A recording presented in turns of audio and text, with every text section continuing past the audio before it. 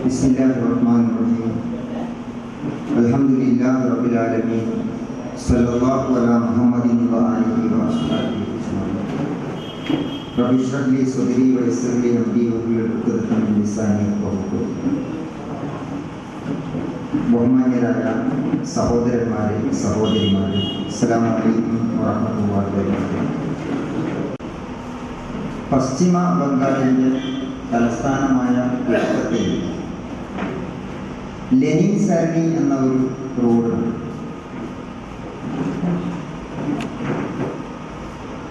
നിങ്ങളവിടെ സന്ദർശിച്ചാൽ ഒരു ടിപ്പു മസ്ജിദ് കാണാം. ടിപ്പു സുൽത്താന്റെ പേരിലുള്ള പള്ളിയാണ്.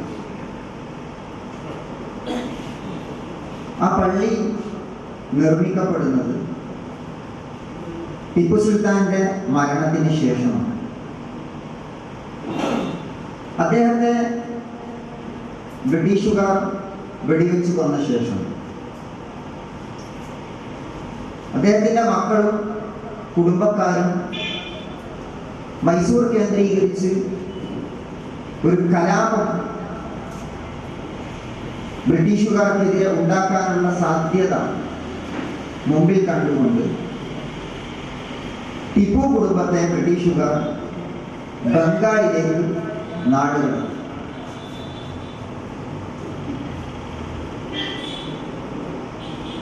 ബംഗാളിലേക്ക് നാടുകടത്താനുള്ള കാരണം ബംഗാൾ ബ്രിട്ടീഷ് ഇന്ത്യയുടെ ആസ്ഥാനമാണ്.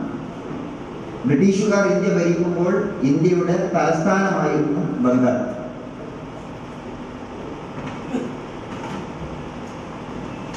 അങ്ങനെ ബംഗാളിലേക്ക് നാടുകടത്തപ്പെട്ട ടിപ്പു കുടുംബത്തിന് എക്കോ കൊടുത്തു. അവിടെ കുറച്ച് ഭൂമി കൊടുത്തു, താമസിക്കാനും പള്ളി നിർമ്മിക്കാനും കൃഷി ചെയ്യാനും ഒക്കെയായി. അങ്ങനെ ടിപ്പുവിൻ്റെ മക്കളാണ് ടിപ്പു സുൽത്താന്റെ പേരിൽ ടിപ്പു മസ്ജിദ് പണിത്. അവർക്ക് നൽകപ്പെട്ട ഭൂമിയൊക്കെ പിന്നീട് പല കമ്പനികളും സ്വകാര്യ മുതലാളിമാരും ക്ലബുകളും ഒക്കെ കൈയടക്കി. ഇപ്പൊ ടിപ്പുവിന്റെ കുടുംബക്കാർ, അദ്ദേഹത്തിന്റെ പേരക്കുട്ടികളുടെ മക്കൾ ബംഗാളിൽ ചായ വിറ്റും റിക്ഷ വലിച്ചും ചെറിയ കച്ചവടങ്ങൾ ചെയ്തുമൊക്കെ ജീവിക്കുന്നത് നമുക്ക് കാണാൻ കഴിയും. ആ പള്ളിയിൽ നിങ്ങൾ പോയാൽ വളരെ പഴയ ഒരു പള്ളി, കാര്യമായ അറ്റകുറ്റപ്പണികളൊന്നും നടന്നിട്ടില്ല.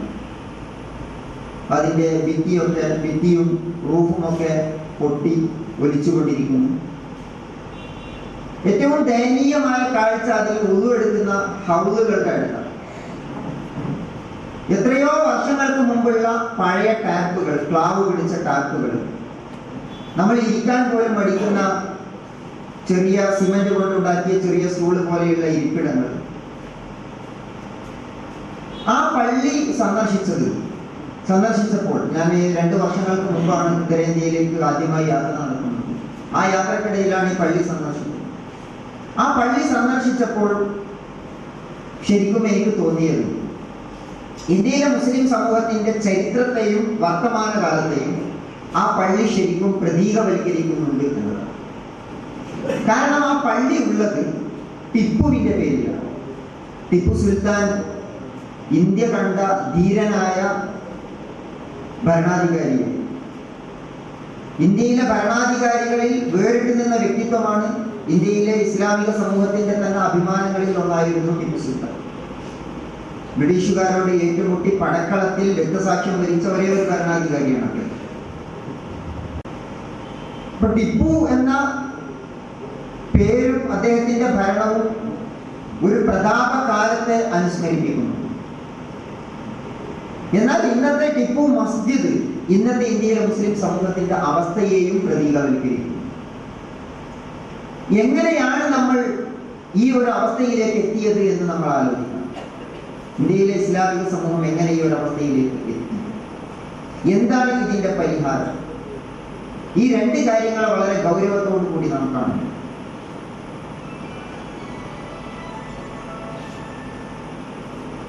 ശരിക്കും ഇസ്ലാം ഇന്ത്യയിലേക്ക് വരുന്നത് പ്രധാനമായും 3 വഴികളിലൂടെയാണ്. ഒന്ന്, മാലിക് ബിൻ ദിനാറിന്റെ നേതൃത്വത്തിൽ ദക്ഷിണ ഇന്ത്യയിൽ, കേരളത്തിലും കർണാടകയിലും തമിഴ്നാട്ടിലും അതിന്റെ ഭാഗങ്ങളിലുമൊക്കെയായി കുറേയേറെ പ്രബോധകന്മാരിലൂടെ വന്നു. ഉത്തരേന്ത്യയിൽ സൂഫി പ്രബോധകന്മാരിലൂടെയാണ് ഇസ്ലാമിന്റെ പ്രചാരം കാര്യമായിട്ട് നടന്നത്. മറ്റൊരു വഴി മുഹമ്മദ് ബിൻ ഖാസിമിന്റെ സിന്ധ് ആഗമനമാണ്.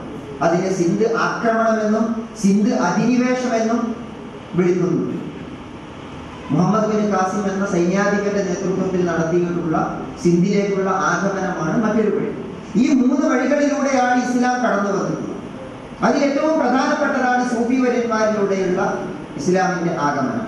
കേരളത്തിലാണെങ്കിൽ കച്ചവടക്കാരിലൂടെയുള്ള ഇസ്ലാമിന്റെ ആഗമനം. അങ്ങനെ കടന്നു വന്ന ഇസ്ലാം ശരിക്കും ഇന്ത്യക്ക് 2 പ്രധാനപ്പെട്ട കാര്യങ്ങൾ നൽകിയിട്ടുണ്ട്. ഒന്ന്, അതിൻ്റെ ആദർശം. വളരെ സൗന്ദര്യമുള്ള ഒരാദർശത്തെ ഇന്ത്യൻ ജനതയെ പരിചയപ്പെടുത്തുകയാണ് ഈ പ്രബോധകന്മാർ ചെയ്തത്. ആ ആദർശത്തിന്റെ മുഖമായി അവർ അവതരിപ്പിച്ചത് സ്നേഹം, സമത്വം, സാഹോദര്യം തുടങ്ങിയ ആശയങ്ങളായി. ഇന്ന് നമ്മുടെ ഇടയിൽ ഇസ്ലാമിനെ കുറിച്ച് കുറെ ചർച്ചകൾ നടക്കുന്നുണ്ട്. മതസംഘടനകൾക്കിടയിൽ, മതപ്രഭാഷണങ്ങളിൽ, എഴുത്തുകളിൽ നടക്കുന്ന ഒരു ചർച്ചയുണ്ട്. അതിൽ നിന്ന് തികച്ചും വ്യത്യസ്തമായ ഒരു ഇസ്ലാമിനെയാണ് അന്ന് ഇവിടെ അവതരിപ്പിച്ചിരുന്നത്. അനുഭവങ്ങളിലൂടെയാണ് ഇത് പകർന്നു കൊടുത്തത്. അന്ന് ഇന്നത്തെ പോലെ നെടുങ്കൽ പ്രസംഗങ്ങളില്ല, വലിയ പുസ്തകക്കെട്ടുകളില്ല, വാല്യങ്ങൾ വരുന്ന ഖുർആൻ പരിഭാഷകളില്ല, ഇതൊന്നുമില്ല. സൂഫി വര്യന്മാരുടെയും അവരുടെ ആലിംഗനങ്ങളിലൂടെയും അവരുടെ വർത്തമാനങ്ങളിലൂടെയും അവരുടെ സ്നേഹങ്ങളിലൂടെയുമാണ് ഇസ്ലാം പ്രചരിച്ചത്. കച്ചവടക്കാരുടെ സ്വഭാവങ്ങളിലൂടെയാണ് ഇസ്ലാം പ്രചരിച്ചത്. അതിന്റെ മുഖമുദ്ര ഇതാണ്: സമത്വവും സാഹോദര്യവും നീതിയും. ഇങ്ങനെയാണ് ഇസ്ലാം കടന്നു വന്നിട്ടുള്ളത്. അത് ഏറ്റവും പ്രധാനപ്പെട്ടത് സമത്വമായിരുന്നു. നമ്മൾ ഇന്ത്യയിലെ പ്രഗത്ഭരായ തത്വചിന്തകന്മാരും ചരിത്രകാരന്മാരും ഹിന്ദു സന്യാസിമാരുടെയും ഒക്കെ എഴുത്തുകൾ വായിച്ചാൽ സ്വാമി വിവേകാനന്ദൻ, സർദാർ പണിക്കർ, ജവഹർലാൽ നെഹ്റു ഇവരൊക്കെ എഴുതിയിട്ടുണ്ട് ഇന്ത്യ ഇന്ത്യക്ക് നൽകിയിട്ടുള്ള ഏറ്റവും വലിയ സന്ദേശം എന്താണ് എന്ന്. സമത്വത്തിന്റെ പ്രവാചകനായിരുന്നു മുഹമ്മദ് നബി എന്നാണ് ജവഹർലാൽ നെഹ്റു രേഖപ്പെടുത്തിയിട്ടുള്ളത്. അപ്പൊ ഇങ്ങനെ ഇസ്ലാം ഒരു സമത്വത്തിന്റെ ആദർശത്തെ ഇന്ത്യൻ ജനതയ്ക്ക് പരിചയപ്പെടുത്തി. ഇപ്പൊ ഇന്ത്യയിലെ ജനതയുടെ വിമോചനത്തിൽ അത് വലിയ പങ്കുവഹിച്ചു.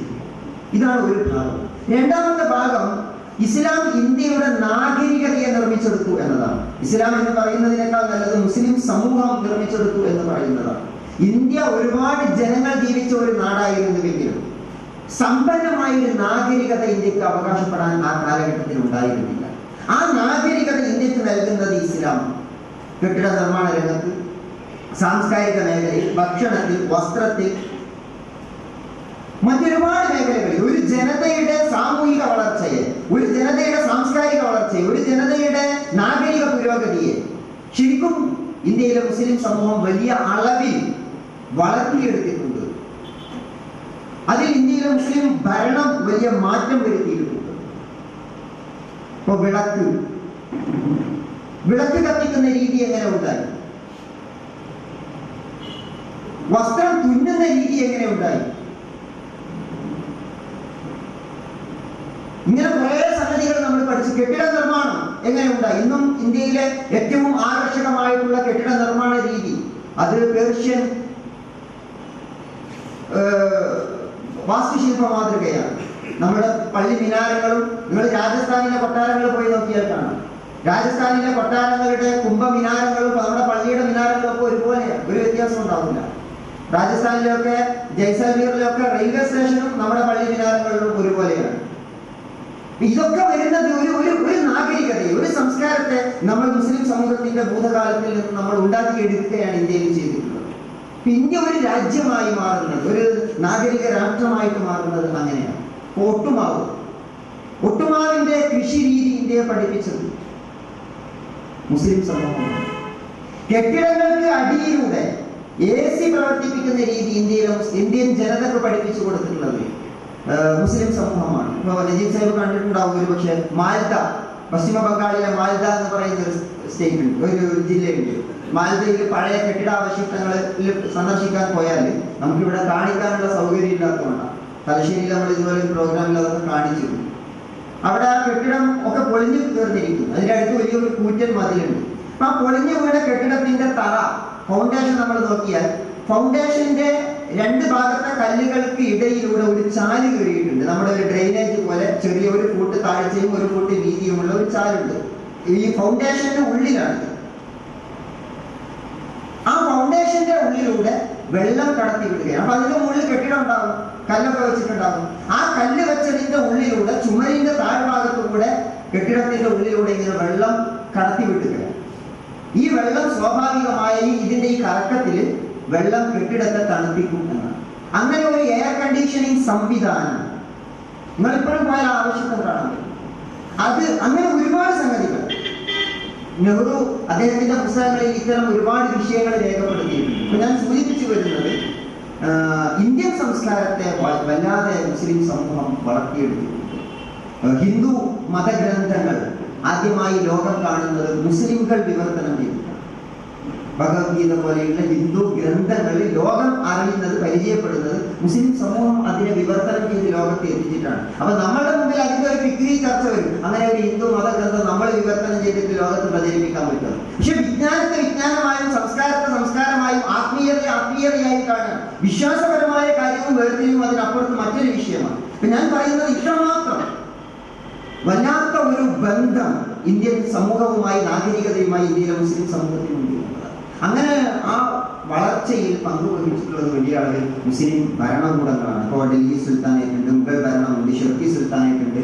ഒരുപാട് നമ്മൾ ഉത്തരേന്ത്യയിലൂടെ യാത്ര ചെയ്താലാണ് എത്ര മുസ്ലിം ഭരണകൂടങ്ങളാണ് ഇന്ത്യ ഭരിച്ചു പോയിരുന്നത് എന്ന് നമുക്ക് മനസ്സിലാക്കാൻ കഴിയില്ല. അത് ബംഗാളിലൊക്കെ നമ്മൾ പോയാൽ ഇന്ന് നമ്മളുടെ മുമ്പിലുള്ള ഒരു ബംഗാളിന്റെ ചിത്രം ആകെക്കൂടെ പിന്നാക്കക്കാരായ റിക്ഷാവലിക്കാരുള്ള ഒരു സംസ്ഥാനം എന്നതാണ്. യഥാർത്ഥത്തിൽ ബംഗാളിന്റെ ഭൂതകാലത്തിലൂടെ നമ്മൾ യാത്ര ചെയ്തു പോയാൽ കാണാൻ കഴിയും. ബംഗാളിൽ, പശ്ചിമ ബംഗാളിൽ ശരിക്കും മുസ്ലിം സമൂഹത്തിന്റെ സമ്പന്നമായ ഒരു ചരിത്രമുണ്ട്. അത് മുർഷിദാബാദിലുണ്ട്, ഗൗരിലുണ്ട്, മാൽദയിലുണ്ട്. അവിടെ ഒരു ഹസറുദ്ദുഹാരി പാലസ് ഉണ്ട്, 1000 വാതിലുകളുള്ള ഒരു കൊട്ടാരം. അങ്ങനെ ഒരുപാട് ക്ഷേത്രങ്ങളുണ്ട്. ഇതൊക്കെ മുസ്ലിം സമൂഹം ഭരിച്ചിരുന്ന നാടാണ്. മുസ്ലിം രാജാക്കന്മാർ ഭരിച്ചിരുന്ന നാടാണ് പശ്ചിമ ബംഗാൾ എന്ന് പറയുന്നത്. പിന്നെ ഡൽഹിയിൽ പോയാൽ, ഡൽഹിയിൽ നമ്മൾക്ക് സാധാരണ യാത്ര ചെയ്തിട്ടുണ്ട്. അവിടെയൊക്കെ പോയാൽ ആ ഒരു സമ്പന്നമായ ഭൂതകാലത്തിന്റെ അവശിഷ്ടങ്ങൾ നമുക്ക് കാണാൻ കഴിയും. അങ്ങനെയുള്ള ഒരു ചരിത്രം 2-3 അർത്ഥത്തിലും ഉണ്ടായിരുന്നിട്ട് എങ്ങനെയാണ് നാം ഈ ഒരു അവസ്ഥയിലേക്ക് മാറിയത് എന്ന് നമ്മൾ ആലോചിക്കണം. അതിന് പ്രധാനപ്പെട്ട ചില കാരണങ്ങളുണ്ട്. ഒന്ന്, ഇന്ത്യയുടെ സ്വാതന്ത്ര്യ സമരത്തിന് നാം നൽകിയിട്ടുള്ള വലിയ വിലയാണ് ഈ പതനം, ഈ പിന്നാക്കാവസ്ഥ. ഒന്നാമത്തെ കാരണം അതാണ്.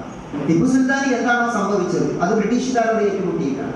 അത് തന്നെയാണ് യഥാർത്ഥത്തിൽ മൊത്തം ഇന്ത്യയിലെ മുസ്ലിം സമൂഹത്തിന് സംഭവിച്ചത്. സ്വാതന്ത്ര്യ സമരത്തിന് ബ്രിട്ടീഷുകാരോട് ഏറ്റുമുട്ടിയതിന് നൽകിയിട്ടുള്ള വിലയാണ് യഥാർത്ഥത്തിൽ ഇന്ത്യയിലെ മുസ്ലിം സമൂഹത്തിന്റെ, വിശേഷിച്ചും ഉത്തരേന്ത്യയിലെ പിന്നാക്കാവസ്ഥ എന്ന് പറയുന്നത്. കാരണം ഇന്ത്യയിലെ സ്വാതന്ത്ര്യ സമരത്തിൽ ഇസ്ലാമിക പണ്ഡിതന്മാർ വലിയ പങ്ക് വഹിച്ചിട്ടുണ്ട്. സ്വാതന്ത്ര്യ സമരം ഫർളാണ്, നിർബന്ധമാണ് എന്ന ഫത്വ ഇറക്കിക്കൊണ്ട് മുസ്ലിം പണ്ഡിത നേതൃത്വവും മുസ്ലിം സമൂഹവും മുന്നോട്ട് വന്നിട്ടുണ്ട്. വളരെ ശക്തമായ ഒരു ഏറ്റുമുട്ടലാണ് ആ രംഗത്ത് നടന്നിട്ടുള്ളത്. 1757 ഒന്നാം സ്വാതന്ത്ര്യ സമരത്തെ കുറിച്ച് ചിന്തിച്ചാൽ നമുക്ക് അത് മനസ്സിലാക്കാൻ കഴിയും. ഇതിന്റെ അനന്തരഫലം എന്താണെന്ന് ചോദിച്ചാൽ, ഒന്ന് സാമ്പത്തികമായ തകർച്ച. ബ്രിട്ടീഷുകാർ മുസ്ലിം സമൂഹത്തെ സാമ്പത്തികമായി തകർക്കുവാനുള്ള ഒരുപാട് ശ്രമങ്ങൾ നടത്തിയിട്ടുണ്ട്. ഗവൺമെന്റ് ജോലികളിൽ നിന്ന് പിരിച്ചുവിട്ടു, വിദ്യാഭ്യാസപരമായ പിന്നാക്കാവസ്ഥയിലേക്ക് മാറി. ഒരുപാട് മേഖലകളിൽ ഈ സ്വാതന്ത്ര്യ സമരം നമുക്ക് ഭൗതികമായ അർത്ഥത്തിൽ വലിയ നഷ്ടം സംഭവിച്ചിട്ടുണ്ട്. അതിൽ തന്നെ ബംഗാളിന്റെ പിന്നാക്കാവസ്ഥയാണ് നമ്മുടെ മുമ്പിൽ ഏറ്റവും അധികം നമുക്ക് കാണാൻ കഴിയുന്ന, നമ്മൾ ഏറ്റവും അധികം ചർച്ച ചെയ്യുന്ന ഒരു വിഷയം. യഥാർത്ഥത്തിൽ ബ്രിട്ടീഷ് ഭരണം ഇന്ത്യയിലെ മുസ്ലിം സമൂഹത്തെ എത്ര പ്രതികൂലമായി ബാധിച്ചു എന്നതിന്റെ ഒരു ഉദാഹരണമാണ് ബംഗാൾ. ബംഗാൾ ആയിരുന്നു ബ്രിട്ടീഷ് ഭരണത്തിന്റെ ആസ്ഥാനം. ആ ബംഗാളിലാണ് ഇന്ന് ഇന്ത്യയിലെ ഏറ്റവും പ്രയാസപ്പെടുന്ന മുസ്ലിങ്ങളുള്ളത്. ബംഗാളിലും ബീഹാറിലും ജാർഖണ്ഡിലും. എനിക്ക് തോന്നുന്നില്ല ബംഗാളിനേക്കാൾ മെച്ചപ്പെട്ടതാണ് ബീഹാർ എന്ന്. എന്റെ അനുഭവത്തിൽ, എന്റെ യാത്രാനുഭവത്തിൽ ബംഗാളിനേക്കാൾ മോശമാണ് ബീഹാർ. ബംഗാളല്ല ഏറ്റവും പിന്നാക്ക സംസ്ഥാനം എന്നാണ് ഞാൻ മനസ്സിലാക്കുന്നത്.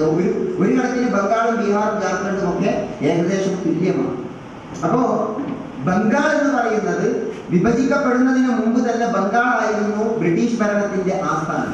ഈ ബംഗാളാണ് ഇന്ന് ഇന്ത്യയിൽ ഏറ്റവും ദരിദ്രമായ മുസ്ലിംകൾ ജീവിക്കുന്ന പ്രദേശങ്ങളിലുള്ളത്. അതിലേക്ക് വരാനുള്ള കാരണം ബ്രിട്ടീഷ് ഭരണം. ബ്രിട്ടീഷ് ഭരണത്തിന്റെ എല്ലാ ചൂഷണങ്ങളും പീഡനങ്ങളും അവിടെയാണ് നടന്നിട്ടുള്ളത്. ബ്രിട്ടീഷുകാർ ഇന്ത്യയെ ഊറ്റിയെടുത്തത് ശരിക്കും ബംഗാളിൽ നിന്നാണ്. യഥാർത്ഥത്തിൽ ലണ്ടനിലെ പ്രഭുക്കന്മാർ, ലണ്ടനിലെ സമ്പന്നരായ ആളുകൾ, അവർ പ്രഭുക്കന്മാരായി മാറിയിട്ടുള്ളത് ശരിക്കും ബംഗാളിനെ ചൂഷണം ചെയ്തിട്ടാണ്. ജെനിൻ പെരീര എന്ന് പറയുന്ന ജെർമി സീബ്രൂ എന്ന് പറയുന്ന രണ്ടുപേർ എഴുതിയിട്ടുള്ള ഒരു പുസ്തകമുണ്ട്. അവർ പറയുന്നുണ്ട്, ലണ്ടനിലെ പ്രഭുക്കന്മാരെക്കാൾ സമ്പന്നരായിരുന്നു ഒരു കാലത്ത് പശ്ചിമ ബംഗാളിലെ ജനങ്ങൾ. ലണ്ടനിലെ പ്രഭുക്കളെക്കാൾ സമ്പന്നരായിരുന്നു പശ്ചിമ ബംഗാളിലെ ജനങ്ങൾ. ഈ പശ്ചിമ ബംഗാളിലെ ബ്രിട്ടൻ കട്ടുമുടിക്കുകയാണ്, അല്ലെങ്കിൽ ഭരിച്ച് മുടിക്കുകയാണ്, ചൂഷണം ചെയ്യുകയാണ് ചെയ്തത്. അങ്ങനെയാണ് ബംഗാൾ ചരിത്രത്തിൽ ഏറ്റവും വലിയ ക്ഷാമത്തിലേക്ക് പോകുന്നത്. അപ്പൊ ബ്രിട്ടീഷ് ഭരണത്തിന്റെ ദുരന്തമുണ്ട്, ബംഗാളിനെ ബാധിച്ചിട്ടുള്ള ക്ഷാമമുണ്ട്. ഇതെല്ലാം ചേർന്നിട്ടാണ് നമ്മെ ഇന്ന് കാണുന്ന ഒരു അവസ്ഥയിലേക്ക് തള്ളിവിട്ടത്. ഇതാണ് ഒന്നാമത്തെ കാരണം, ബ്രിട്ടീഷ് ഭരണം. രണ്ടാമത്തേത് ഇന്ത്യയുടെ വിഭജനമാണ്. വിഭജനം എന്നത് ഇന്ത്യയിലെ ഒരു മഹാദുരന്തമാണ്. പക്ഷെ നമുക്ക് അതറിയില്ല. ഇന്ത്യയുടെ വിഭജനം ഇന്ത്യക്ക് എന്ത് ആഘാതമാണ് ഏൽപ്പിച്ചത് എന്ന് നമുക്കറിയില്ല. അത് ഇന്നും തുടർന്നുകൊണ്ടിരിക്കുന്നു എന്നതാണ് അതിന്റെ ഏറ്റവും വലിയ പ്രയാസം. യഥാർത്ഥത്തിൽ ഇന്ത്യയുടെ വിഭജനം നമുക്കതിന്റെ ദുരന്തം അറിയാത്തതിന് കാരണം കേരളത്തിലാണ് നമ്മൾ ജീവിക്കുന്നത് എന്നാണ്. ഷെഫി മുനീർ സാഹിബ് എന്ന് പറയുന്ന വിഭജനത്തിന് സാക്ഷിയായ ഒരു മഹാപണ്ഡിതൻ ഉണ്ടായിരുന്നു ഇന്ത്യയിൽ. ഏതാണ്ട് 4-5 വർഷം മുമ്പ് അദ്ദേഹം മരിച്ചുപോയി. ഷെഫി മുനീർ സാഹിബ് ഒരിക്കൽ കേരളത്തിലെ ഒരു ഇസ്ലാമിക പണ്ഡിതനോട് പറഞ്ഞു, നിങ്ങൾക്ക് വിഭജനത്തിന്റെ ദുരന്തം അറിയില്ല, കാരണം കേരളത്തിൽ വിഭജനം നടന്നിട്ടില്ല, വിഭജനം നടന്നത് ഉത്തരേന്ത്യയിലാണ്. ഈ വിഭജനമാണ് യഥാർത്ഥത്തിൽ ഉത്തരേന്ത്യയിലെ മുസ്ലിം സമൂഹത്തെ ഇന്ന് കാണുന്ന അവസ്ഥയിലേക്ക് എത്തിക്കുവാനുള്ള രണ്ടാമത്തെ കാരണം. ഇത് മുൻകൂട്ടി കണ്ടുകൊണ്ടാണ് മൗലാന ആസാദും സയ്യിദ് അബ്ദുൽ മൗദൂദിയും പോലെയുള്ളവർ അതിനിശ്ചിതമായി ഇന്ത്യ വിഭജനത്തെ എതിർത്തിരുന്നത്. ആസാദിന്റെ പുസ്തകം വായിച്ചാൽ നമ്മളത് മലയാളത്തിൽ കിട്ടും. ഇംഗ്ലീഷിൽ അതിന്റെ പുതിയൊരു വേർഷൻ, അദ്ദേഹം മാറ്റിവെച്ച ഭാഗങ്ങൾ കൂടി ഉൾപ്പെടുത്തിയിട്ട് ഇംഗ്ലീഷിൽ ഇപ്പോൾ അത് പ്രസിദ്ധീകരിച്ചിട്ടുണ്ട്. അത് കിട്ടുന്ന ആളുകളൊന്നും എടുത്ത് വായിച്ചു നോക്കണം. എത്ര വിശദാംശങ്ങളോട് കൂടിയാണ് അദ്ദേഹം വിഭജനത്തിനെതിരെയുള്ള പോരാട്ടത്തെ വിശദീകരിച്ചിട്ടുള്ളത്. ഇന്ത്യൻ മുസ്ലിങ്ങൾ വിഭജനം നടന്നാൽ ഇന്ത്യയിലെ മുസ്ലിം സമൂഹം എന്തായിത്തീരും എന്ന് ഇന്ത്യയിലെ ക്രാന്തദർശികളായ 2 ഖുർആൻ പണ്ഡിതന്മാർ എന്ന് സൂചിപ്പിക്കുന്നുണ്ട്. അവർ പറയുന്നത് 100% ശരിയാണ് എന്നതിന് ഇന്നത്തെ ബംഗാളും ബീഹാറും ഉത്തരേന്ത്യയും സാക്ഷിയാണ്. വിഭജനത്തോടു കൂടി സംഭവിച്ചത്, വിഭജനം നടന്നു, ഇന്ത്യ സ്വാതന്ത്ര്യം നേടി എന്നറിയുന്നവർ പാകിസ്ഥാനിലേക്ക് പോയി. ട്രെയിനിനും ബസ്സിലും ടിക്കറ്റ് എടുക്കാൻ കഴിയുന്നവർ പാകിസ്ഥാനിലേക്ക് പോയി. നടന്നു പോകാൻ കഴിയുന്നവർ പാകിസ്ഥാനിലേക്ക് പോയി. പിന്നെ ബാക്കിയായതാരം ഇന്ത്യയുടെ വിഭജനം നടന്നു എന്നറിയാത്തവർ. അങ്ങനെ ഒരു ജനത ഇന്നും ഇന്ത്യയിൽ ജീവിച്ചിരിക്കുന്നുണ്ട്. ഇന്ത്യയിലെ പൗരന്മാരിൽ ഒരു വിഭാഗം ഇന്ത്യയുടെ വിഭജനം നടന്നു എന്ന് ഇപ്പോഴും അറിയാത്തവരാണ്. ബംഗാളിൽ നിന്ന്, കേരളത്തിൽ നിന്ന് പോയ ചില സുഹൃത്തുക്കള് ബംഗാളിൽ നിന്ന് ഹോട്ടൽ ജോലിക്ക് കുറച്ച് ആളുകളെ കൊണ്ടുവരാൻ ശ്രമിച്ചു. അങ്ങനെ ഒരു കുട്ടിയോടൊക്കെ സംസാരിച്ച് അവൻ വരാൻ റെഡിയായി. ഞാൻ നാളെ വസ്ത്രമൊക്കെ ആയിട്ട് വരാമെന്ന് പറഞ്ഞിട്ട് അവൻ വൈകുന്നേരം വീട്ടിലേക്ക് പോയി. രാവിലെ വന്നിട്ട് അവൻ പറയുന്നത്, എനിക്ക് വരാൻ പറ്റില്ല. അപ്പൊ എന്താ കാരണം? നമ്മൾ ഇന്നലെയൊക്കെ പറഞ്ഞുറപ്പിച്ചതല്ലേ. വരുന്നതിന് എനിക്ക് കുഴപ്പമൊന്നുമില്ല, എൻ്റെ കയ്യിൽ പാസ്പോർട്ട് ഇല്ല, ഇന്ത്യയിലേക്ക് വരണമെങ്കിൽ പാസ്പോർട്ട് വേണം. അപ്പൊ ജനത ഏതൊരു കാലത്ത് ജീവിക്കുന്നു എന്ന് നമ്മൾ ആലോചിച്ചു, ഏതൊരവസ്ഥയിൽ അവർ ജീവിക്കുന്നു എന്ന് നമ്മൾ ആലോചിച്ചു. അപ്പൊ ഇങ്ങനെ വിഭജനം നടന്നതോടുകൂടി സാമാന്യ വിവരമുള്ളവരും അറിവുള്ളവരും പൈസയുള്ളവരും ഒക്കെ അത് പാകിസ്ഥാനിലേക്ക് പോയി. അതിൽ ഏറ്റവും വലിയ നഷ്ടമുണ്ടാകുന്നത് രാഷ്ട്രീയ നേതൃത്വം. കേരളത്തിൽ നിന്ന് വരെ പോയിട്ടുണ്ട് രാഷ്ട്രീയ നേതൃത്വം, മുസ്ലിം സൈനികര്, ഉദ്യോഗസ്ഥന്മാർ. ആസാദ് ആ സമയത്ത് വെച്ചിട്ടുള്ള ഒരു നിബന്ധനയുണ്ട്, വിഭജനം നടക്കുമെന്ന് ഉറപ്പായി. അദ്ദേഹം ആ ആത്മകഥയിൽ പറയുന്നുണ്ട്, വിഭജനം നടക്കുമെന്ന് ഞാൻ തോറ്റുപോയിരിക്കുന്നു. വിഭജനം അവസാനിപ്പിക്കുവാനുള്ള, വിഭജനം ഇല്ലാതെ ഇന്ത്യയെ മുന്നോട്ട് കൊണ്ടുപോകാനുള്ള എന്റെ ശ്രമങ്ങൾ പരാജയപ്പെട്ടു പോയിരിക്കുന്നു. അവസാനം ലിയാഖത്ത് അലി ഖാനോട് ഞാൻ ഒരാവശ്യം ഉന്നയിച്ചു. അദ്ദേഹം പറയുന്നുണ്ട്, ലിയാഖത്ത് അലി ഖാന്റെ വീട്ടിൽ കയറി, രാത്രി വീട്ടിൽ കയറിയിട്ട് ലിയാഖത്ത് അലി ഖാൻ അവിടെ ഇല്ല. ആ സമയത്ത് ഭാര്യയെ പറഞ്ഞ് ഏൽപ്പിച്ചിട്ട് അദ്ദേഹം തിരിച്ചു പോരുകയാണ്. അദ്ദേഹം പറയുന്നുണ്ട്, വിഭജനം ഞാൻ തോറ്റുപോയിരിക്കുന്നു, പക്ഷെ ഇനി എനിക്കൊന്നേ പറയാനുള്ളൂ, വിഭജിക്കപ്പെടുമ്പോൾ ഭൂമിശാസ്ത്രപരമായി ഇന്ത്യയുടെ ഭാഗത്തുള്ള സൈനികരും ഗവൺമെന്റ് ഉദ്യോഗസ്ഥരുമായ മുസ്ലിങ്ങൾ, അവരെ നിങ്ങൾ ഇന്ത്യയിൽ തന്നെ നിർത്തണം.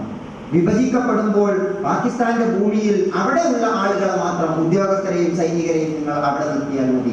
ഇന്ത്യയിൽ ബാക്കിയാവുന്നവരെ ഇന്ത്യയിൽ തന്നെ നിർത്തണം എന്ന് പറഞ്ഞു. പക്ഷെ സംഭവിച്ചത് ഇന്ത്യയിലെ പോലീസ് ഉദ്യോഗസ്ഥരെ, മുസ്ലിം സൈനികരെ, മുസ്ലിം ഉദ്യോഗസ്ഥരെ എല്ലാവരെയും ഇവിടെ നിന്ന് പാകിസ്ഥാനിലേക്ക് കൊണ്ടുപോയി. ആട്ടിൻപറ്റങ്ങൾ ബാക്കിയാവുകയും ഇടയന്മാരെല്ലാം പോവുകയും ചെയ്തു. ഇത് ശരിക്കും വലിയ ഒരു ദുരന്തമായിരുന്നു. അതിന്റെ ചരിത്രമൊന്നും നമ്മൾ വിശകലനം ചെയ്തിട്ട് വലിയ കാര്യമില്ല. പക്ഷെ എന്തൊക്കെ കാരണം പറഞ്ഞാലും അത് വലിയൊരു ദുരന്തമാണ്. ആ ദുരന്തം ഇപ്പോഴും നമ്മൾ അനുഭവിച്ചുകൊണ്ടിരിക്കുന്നു എന്നതാണ്. ആ രാജ്യം നിലനിൽക്കുന്ന കാലത്തോളം, പാകിസ്ഥാൻ എന്ന് പറയുന്ന രാജ്യം നിലനിൽക്കുന്ന കാലത്തോളം അതിന്റെ ദുരന്തം നാം അനുഭവിച്ചുകൊണ്ടേയിരിക്കുകയാണ്. അത് ഏറ്റവും അധികം നമ്മൾ ഇപ്പോഴാണ് കൂടുതൽ അനുഭവിക്കുന്നത്. കാരണം ഓരോ പ്രശ്നമുണ്ടാകുമ്പോഴും ഉത്തരേന്ത്യയിലെ മുസ്ലിം സമൂഹത്തിന് പാകിസ്ഥാനിലേക്ക് വിസ നൽകപ്പെടുന്നു. അവർക്ക് നേരെ ചൂണ്ടിക്കാണിക്കപ്പെടുക. ഓരോ പ്രശ്നമുണ്ടാകുന്ന സമയത്തും ഓരോ സന്ദർഭത്തിലും ഇത് പറയുന്നു. ഒരിക്കൽ ഡൽഹിയിൽ ബഹുമാന്യനായ ടി കെ അബ്ദുള്ള സാഹിബ് താജ്മഹൽ കണ്ടിട്ട് ആഗ്രയിൽ നിന്ന് ഡൽഹിയിലേക്ക് പോകാൻ ട്രെയിനിൽ ക്യൂ നിൽക്കുക, ടിക്കറ്റ് എടുക്കാൻ. അപ്പൊ ഇദ്ദേഹത്തിന്റെ മുമ്പിൽ ക്യൂവിന്റെ ഏറ്റവും മുമ്പിലായിട്ട് വേഷവും കൊണ്ട് രൂപം കൊണ്ട് മുസ്ലിമാണെന്ന് തിരിയുന്ന ഒരാൾ. മുന്നിലുള്ളവരൊക്കെ ടിക്കറ്റ് എടുത്ത് പോയപ്പോൾ ഇയാൾ മുന്നിലേക്ക് ടിക്കറ്റ് കൗണ്ടറിലെ നിന്ന് ടിക്കറ്റ് ചോദിച്ചപ്പോൾ ഇദ്ദേഹത്തോട് ടിക്കറ്റ് കൊടുക്കുന്ന ആളുടെ മറുപടി, നിങ്ങൾ ഇനിയും പോയില്ലേ? ടിക്കറ്റ് കൊടുക്കാതെ മാറ്റി നിർത്തി. പിന്നെയും പുറകിലുള്ള ആൾക്ക് ടിക്കറ്റ് കൊടുത്തു. പിന്നെ ഇദ്ദേഹം ടിക്കറ്റ് ചോദിക്കുമ്പോൾ വീണ്ടും തിരിച്ചുള്ള ചോദ്യമാണ്, നിങ്ങൾ ഇനിയും പോയില്ലേ? എങ്ങോട്ട് പോയില്ലേന്നാ? ഡൽഹിയിലേക്ക് പോയില്ലേ എന്നല്ല ചോദിക്കുന്നു. മനസ്സിലായില്ലേ? പാകിസ്ഥാനിലേക്ക് പോയില്ലേ? ഈ ചോദ്യത്തെ പിന്നെയും പിന്നെയും നമ്മൾ നേരിടേണ്ടി വരുന്നത് വിഭജനം എന്ന ദുരന്തം നമ്മൾ അതിനെയും വേട്ടയാടിക്കൊണ്ടേയിരിക്കും. ഇന്ത്യയിലെ തന്നെ വർഗീയതയുടെ വളർച്ചക്ക്, അത് വളർത്താൻ ആഗ്രഹിക്കുന്നവർക്കുള്ള ഏറ്റവും വലിയ ഒരു ഉപകരണമായിട്ട് അത് മാറി എന്നാണ്. അതുകൊണ്ടാണ് ആസാദിനെ പോലെയുള്ളവർ അതിനെ ദീർഘദൃഷ്ടിയോടുകൂടി വിഭജനത്തെ ഒഴിവാക്കാൻ വേണ്ടി ശ്രമിച്ചിരുന്നു. ഇതാണ് രണ്ടാമത്തെ കാരണം. മൂന്നാമത്തെ കാരണം നിരന്തരമായി ആവർത്തിക്കപ്പെടുന്ന വർഗീയ കലാപങ്ങളാണ് ഇന്നത്തെ ഈ ദുരവസ്ഥയിലേക്ക് നമ്മളെ കൊണ്ടെത്തിച്ചിട്ടുള്ളത്, ഉത്തരേന്ത്യയിലെ മുസ്ലിം സമൂഹത്തെ കൊണ്ടെത്തിച്ചിട്ടുള്ളത്. ആ വർഗീയ കലാപങ്ങൾ ഭീതിയുടെ ഒരു അന്തരീക്ഷം സൃഷ്ടിക്കും. പേടിയോടുകൂടി ജീവിക്കുന്ന ഒരു മനുഷ്യനെ കുറിച്ച് ആലോചിച്ച് നോക്കും. ദാരിദ്ര്യത്തിൽ ജീവിക്കേണ്ടി വരുന്ന ഒരു മനുഷ്യനെ കുറിച്ച് ആലോചിച്ച് നോക്കും. വർഗീയ കലാപങ്ങൾ ചെയ്യുന്നത് രണ്ട് കാര്യമാണ്. ഒന്ന്, മനസ്സിൽ പേടി സൃഷ്ടിക്കുക. രണ്ട്, സമ്പത്ത് നശിപ്പിക്കുക. നിരന്തരമായ അഭയാർത്ഥികളായിട്ട് ജീവിക്കേണ്ടി വരുമ്പോൾ ജോലി ഉണ്ടാവില്ല, സമ്പാദ്യം ഉണ്ടാകില്ല, ദാരിദ്ര്യത്തിൽ നിന്ന് രക്ഷപ്പെടാൻ കഴിയില്ല. ഒരു അവസ്ഥയിൽ ദാരിദ്ര്യത്തിൽ നിന്ന് രക്ഷപ്പെട്ടു വരുമ്പോഴേക്കും അടുത്ത വർഗീയ കലാപമുണ്ട്. അപ്പോൾ ഒരുതരം അരാജകമായ ജീവിതമാണ്. ലക്നൌവിൽ നിങ്ങൾ ബീഹാറിന്റെ തലസ്ഥാനമായ പട്നയിൽ നിങ്ങൾ പോയാൽ ലാലു പ്രസാദ് യാദവ് എടുത്തു കൊടുത്തിട്ടുള്ള ഒരു എന്താണ് പറയുക, ഒരു കോളനി ഉണ്ടാണ്. അദ്ദേഹം ഉണ്ടാക്കിയതാണ്. ബഗൽപൂർ കലാപത്തിലും മറ്റും ഇരകളാക്കപ്പെട്ട ആളുകൾ അവിടെ നിന്ന് ഓടിപ്പോകുന്നു. അങ്ങനെ ഓടിപ്പോന്നിട്ട് അവർക്ക് ആ ഗ്രാമത്തിലേക്ക് തിരിച്ചു പോകാൻ വയ്യ. അങ്ങനെ തിരിച്ചു പോകാൻ പറ്റാത്ത ഒരു സന്ദർഭത്തിലാണ് ലാലു പ്രസാദ് യാദവ് അവിടെ ഒരു കോളനി പോലെ ഉണ്ടാക്കി കൊടുക്കുന്നത്, വലിയ ഒരു ബിൽഡിംഗ്. തിരിച്ചു പോകാൻ വയ്യ.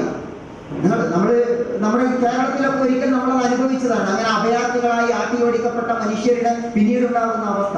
ഒരു ജനത മൊത്തം അഭയാർത്ഥികളായി തീരാണ്. നമ്മൾ ഈ അടുത്ത് റോഹിംഗ്യൻ മുസ്ലിങ്ങൾ മ്യാൻമറിൽ നിന്ന് ആട്ടിയോടിക്കപ്പെട്ട റോഹിംഗ്യൻ മുസ്ലിങ്ങളുടെ ചിത്രങ്ങൾ നമ്മൾ കണ്ടിട്ടുണ്ട്. അപ്പൊ ഇങ്ങനെ ഒരു തരം അഭയാർത്ഥി ജീവിതമാകുമ്പോൾ വിദ്യാഭ്യാസം ഉണ്ടാവില്ല, വിദ്യാഭ്യാസത്തിന് അവസരമില്ല, പൗരത്വം നിരന്തരം ചോദ്യം ചെയ്യപ്പെടും, ദാരിദ്ര്യത്തിൽ നിന്ന് രക്ഷപ്പെടാൻ കഴിയില്ല. അതുപോലെ തന്നെ ചേരികളിൽ ജീവിക്കേണ്ടി വരും, രേഖകൾ നശിപ്പിക്കപ്പെടും. ഒരു തരം ഭീതി അവരെ പിടികൂടും.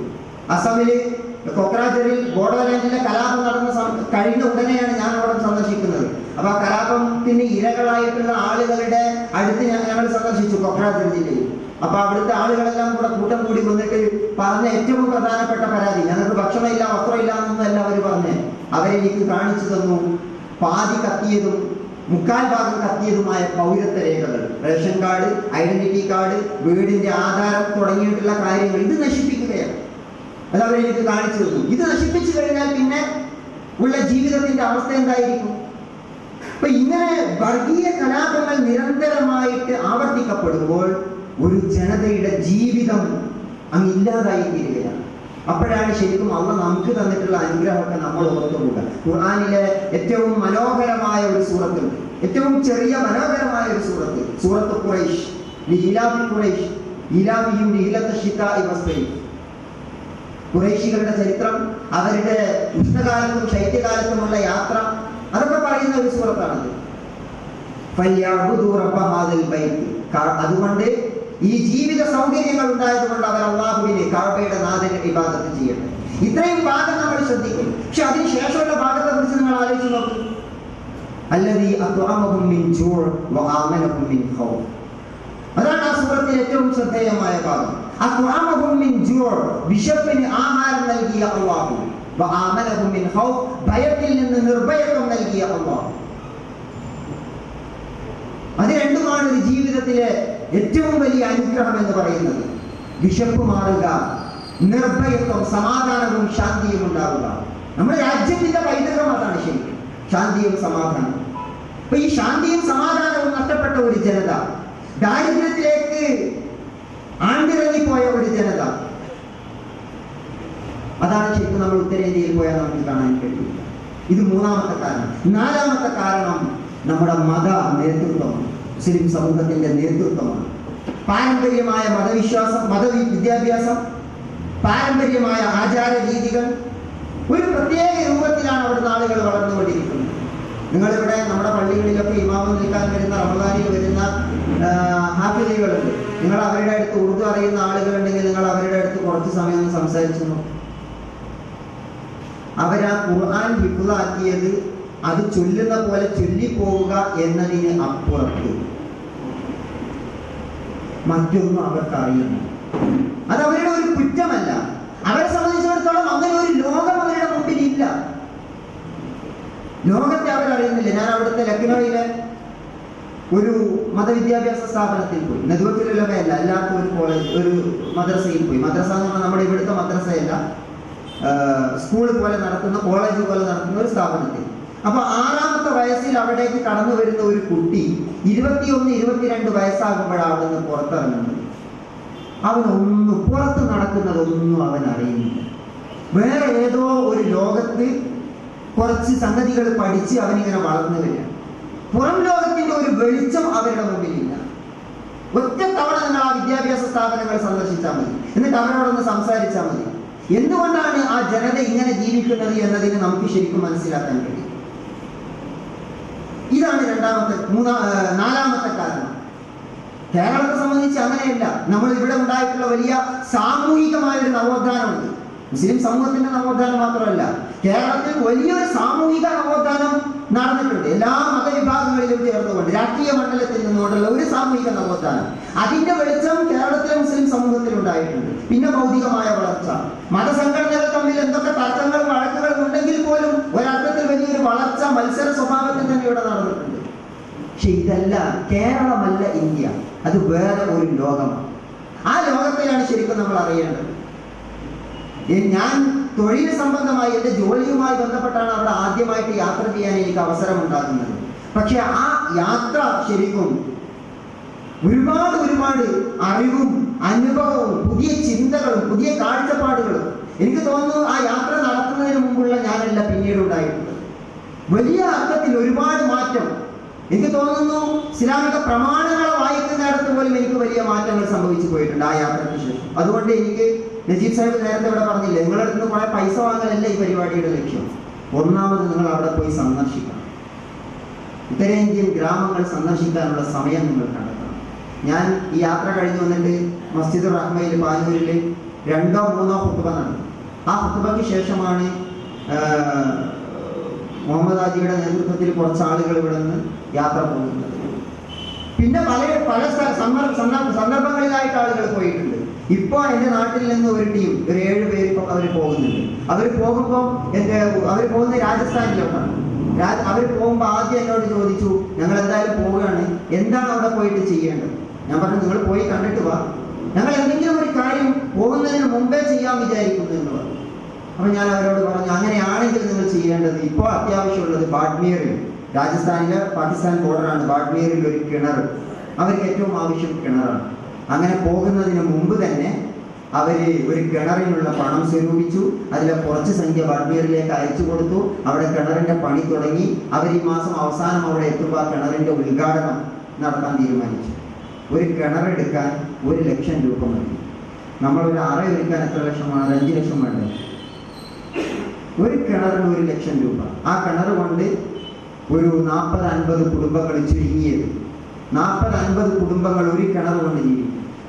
അപ്പൊ ഞാൻ പറയുന്നത്, നമ്മൾ അവിടെ പോയിട്ട് കാണണം ശരിക്കും ഇന്ത്യ എന്താണ് എന്ന് നമ്മൾ അപ്പോഴാണ് മനസ്സിലാക്കുക. നമ്മൾ ഈ ജീവിക്കുന്നതൊന്നുമല്ല ലോകം.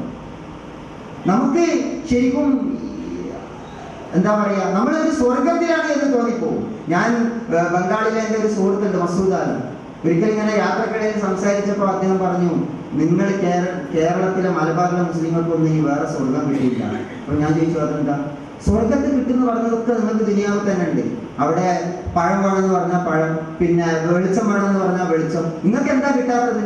നിങ്ങൾ ഞങ്ങൾ ഒരേ സ്വർഗത്തിലേക്കാണ് പോകണമെങ്കിൽ പിന്നെ ഇതിന് എന്താ അർത്ഥം? തമാശയായിട്ട് ചോദിക്കുക, അക്ഷരാർത്ഥത്തിൽ പറഞ്ഞതല്ല. അതവർ പറയുന്നത് എന്തുകൊണ്ടാണ്? അത്തരം ഒരു ജീവിതമാണ് നമുക്കുള്ളത് എന്നുള്ളതുകൊണ്ടാണ്. അപ്പൊ ദാരിദ്ര്യമാകട്ടെ, നിരക്ഷരതയാവട്ടെ, അതിന്റെ ഏറ്റവും ദൈന്യതയെ നമുക്ക് അവിടെ കാണാൻ കഴിയും. അത്തരം 1-2 അനുഭവങ്ങൾ മാത്രം ഞാൻ സൂചിപ്പിക്കും. ബീഹാറിൽ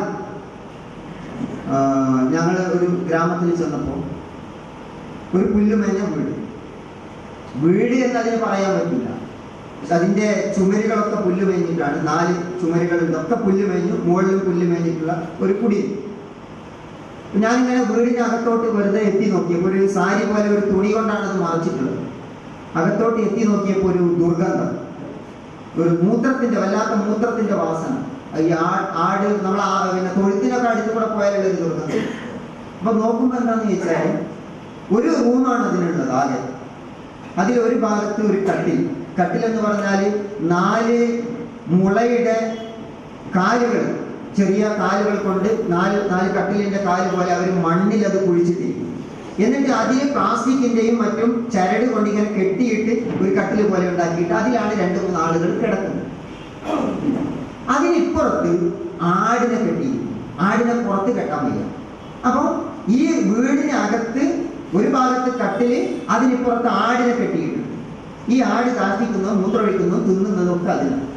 മനുഷ്യരും ആടും കിടക്കുന്നതിന് ഇടയ്ക്ക് ഉള്ളത് ഒരു മുളയുടെ കമ്പാണ്. ഒരു മുള ഇങ്ങനെ കെട്ടിയിട്ട് ഇവിടെ ആടും അപ്പുറത്ത് മനുഷ്യരും. ഇത് ബീഹാറിൽ ഞാൻ കണ്ടിട്ടുള്ള ഒരു ഉദാഹരണമാണ്. വീട്, രജിസൈൻ പറഞ്ഞില്ലേ, വീട് എല്ലാവർക്കും വീടുള്ള ആദ്യത്തെ ഗ്രാമമായി തീരുന്നു ഇത് എന്ന് പറഞ്ഞ് ഒരു ഉദാഹരണം. അസമിൽ ഞങ്ങൾ പോയ സമയത്ത് രാവിലെ, ഞാനിത് പലയിടത്തും പറഞ്ഞിട്ടുള്ളതാണ്, രാവിലെ ഒരു 8:30-9 മണിക്കാണ് ഞങ്ങൾ ഒരു ഗ്രാമത്തിൽ ചെല്ലുന്നത്. അങ്ങനെ ആ ഗ്രാമത്തിൽ ഞങ്ങൾ എത്തുന്ന സമയത്ത് അടുപ്പിൽ ഭക്ഷണമൊക്കെ പാകം ചെയ്ത് വെച്ചിട്ടുണ്ട്. അടുപ്പ് എന്ന് പറഞ്ഞാൽ 2-3 കല്ലുകൾ ഇങ്ങനെ വെച്ചിട്ട് വീടിന് പുറത്ത്, വീടെന്ന് പറഞ്ഞാൽ നമ്മൾ ടാർപോളിൻ ഷീറ്റ് ഇങ്ങനെ 2 ഭാഗത്തോട്ട് വലിച്ചു കെട്ടിയത്, അതാണ് വീട്. അതിന് പുറത്ത് ഒരു വയസ്സായ ഒരാളുണ്ട്, കമ്പിളിയൊക്കെ പൊതിച്ചിട്ട് കൂടിയിരിക്കുന്നു. അവരൊരു അടുപ്പിൽ ഭക്ഷണമൊക്കെ പാകം ചെയ്ത് വെച്ചിട്ടുണ്ട്. അപ്പൊ ഞാൻ ആ പാത്രം ഇങ്ങനെ തുറന്നു നോക്കി. അപ്പൊ അതിൻ്റെ അടുത്ത് അവര് മുളകും ഉപ്പും ഒക്കെ ഉണ്ട്. അപ്പോൾ പാത്രം തുറന്നു നോക്കിയപ്പോൾ അതിൽ ചോറ്, അരി ഇങ്ങനെ പുഴുങ്ങി വെച്ചിരിക്കുന്നു. അതിൻ്റെ മുകളിൽ ഒരു പച്ച ഇല ഇട്ടിട്ടുണ്ട്. അപ്പൊ ഞാൻ ചോദിച്ചു, ഇതെന്താണ്? നമ്മളൊക്കെ സാധാരണ ഭക്ഷണമൊക്കെ വിളമ്പിക്കഴിഞ്ഞാൽ കുറെ ഇലയൊക്കെ അതിൻ്റെ മുകളിലിടും, അത് അലങ്കരിക്കാൻ വേണ്ടി. പിന്നെ അങ്ങനെ വല്ലതുമാണോ എന്ന് വിചാരിച്ചിട്ട് ഞാൻ ചോദിച്ചു. അപ്പൊ ആ സ്ത്രീ എന്നോട് പറഞ്ഞു, അങ്ങനെയൊന്നുമല്ല, അത് സുഗന്ധം ഉണ്ടാകുന്ന ഒരു ഇലയാണ്, നല്ല വാസന ഉണ്ടാകുക ആ ഇലയിൽ നിന്ന്. ഈ അരി ദുർഗന്ധമുള്ള അരിയാണ്, അതുകൊണ്ട് ഭക്ഷണം ഉണ്ടാക്കി അത് ഞങ്ങൾക്ക് കഴിക്കാൻ പറ്റില്ല. അപ്പൊ ഭക്ഷണം പാകം ചെയ്ത ശേഷം ആ ഇല അതിന്റെ മുകളിൽ ഇട്ടിട്ട് അത് അടച്ചു വെച്ചാൽ ആ ഇലയുടെ സുഗന്ധം കൊണ്ട് ആ അരിയുടെ ദുർഗന്ധം ഇല്ലാതാകും, എന്നാലേ ഞങ്ങൾക്കത് കഴിക്കാൻ പറ്റും. അപ്പൊ ഞാൻ ചോദിച്ചു, നിങ്ങൾ ഇതിൽ കറി എന്താ ഉപയോഗിക്കുന്നത്? അവർ പറഞ്ഞു, കറിയൊന്നുമില്ല, പച്ചമുളകും ഉപ്പും. പരിപ്പും ചോറും നമ്മളറിയില്ല, അവർ പരിപ്പും ചോറും കഴിക്കാം. പരിപ്പും ചോറും എന്നത് അവർക്ക് പെരുന്നാളിനുള്ളത്. പരിപ്പും ചോറും അവർക്ക് പെരുന്നാളിന്റെ ഭക്ഷണം. നമ്മളൊന്ന് ആലോചിച്ച് നോക്കും. നമ്മൾ ഇന്ന് ഉച്ചക്ക് കഴിച്ചത്, ഇന്ന് നമ്മുടെ കല്യാണ വീട്ടിൽ ബാക്കിയായത് നമ്മൾ ആലോചിച്ച് നോക്കിയാൽ മതി. റമദാനിൽ നമ്മുടെ വീടുകളിൽ ബാക്കിയാവുന്നത്. ഇതിനൊക്കെ നമ്മൾ എങ്ങനെയാ അള്ളാഹുവിനോട് മറുപടി പറയാം? ഒരു ജനത ഇങ്ങനെ ജീവിച്ചിരിക്കുന്നു. ഡൽഹിയിൽ ഇസ്ലാംപൂർ എന്ന് പറയുന്ന ഒരു കോളനിയുണ്ട്, കുഷ്ഠരോഗ കോളനി. ഇസ്ലാംപൂർ കുഷ്ഠരോഗികളാണ് അവിടെ ജീവിക്കുന്നത്. എനിക്ക് തോന്നുന്നു ഒരു 19,000-ലേറെ ആളുകൾ അവിടെ ഉണ്ട്, കുഷ്ഠരോഗികൾ. ഇസ്ലാംപൂർ. അവിടെ പോയിട്ടുള്ള, ഞാൻ പോയി സന്ദർശിച്ചിട്ടില്ല. കണ്ണൂരിലെ എൻ്റെ സുഹൃത്ത് KK സുഹൈൽ, അദ്ദേഹം അവിടെ സന്ദർശിച്ചു. അദ്ദേഹം പറഞ്ഞൊരു അനുഭവമുണ്ട്. നിങ്ങൾ ആ ഇസ്ലാംപൂർ കോളനിയിൽ റമദാനിൻ്റെ വൈകുന്നേരങ്ങളിൽ പോവുക. മഗ്‌രിബിൻ്റെ സമയത്ത് ആളുകൾ മുട്ടിലിഴഞ്ഞും കയ്യിലിഴഞ്ഞും വടി കുത്തി പിടിച്ചിട്ടൊക്കെ വരും. കാരണം കുഷ്ഠരോഗം ബാധിച്ചുകൊണ്ട് കാല് മുറിഞ്ഞു പോയവർ, കൈ മുറിച്ച് കളഞ്ഞവരൊക്കെ ഉണ്ടാകും. എന്നിട്ട് ഈ പള്ളിയിൽ മഗ്‌രിബിൻ്റെ സമയത്ത് നീണ്ട ഒരു പ്ലാസ്റ്റിക് ഷീറ്റ്, വലിയൊരു പ്ലാസ്റ്റിക് ഷീറ്റ്, നമ്മൾ നോമ്പ് തുറക്കാൻ ഇരിക്കുന്ന പോലെ, ഈ പ്ലാസ്റ്റിക് ഷീറ്റിലേക്ക് പ്ലാസ്റ്റിക് കീസിൽ, വലിയ കീസിൽ പൊതിഞ്ഞു കൊണ്ടുവരുന്ന ഫ്രൂട്ട്സും പൊരികളും എല്ലാം കൂടെ അങ്ങ് വിളമ്പും.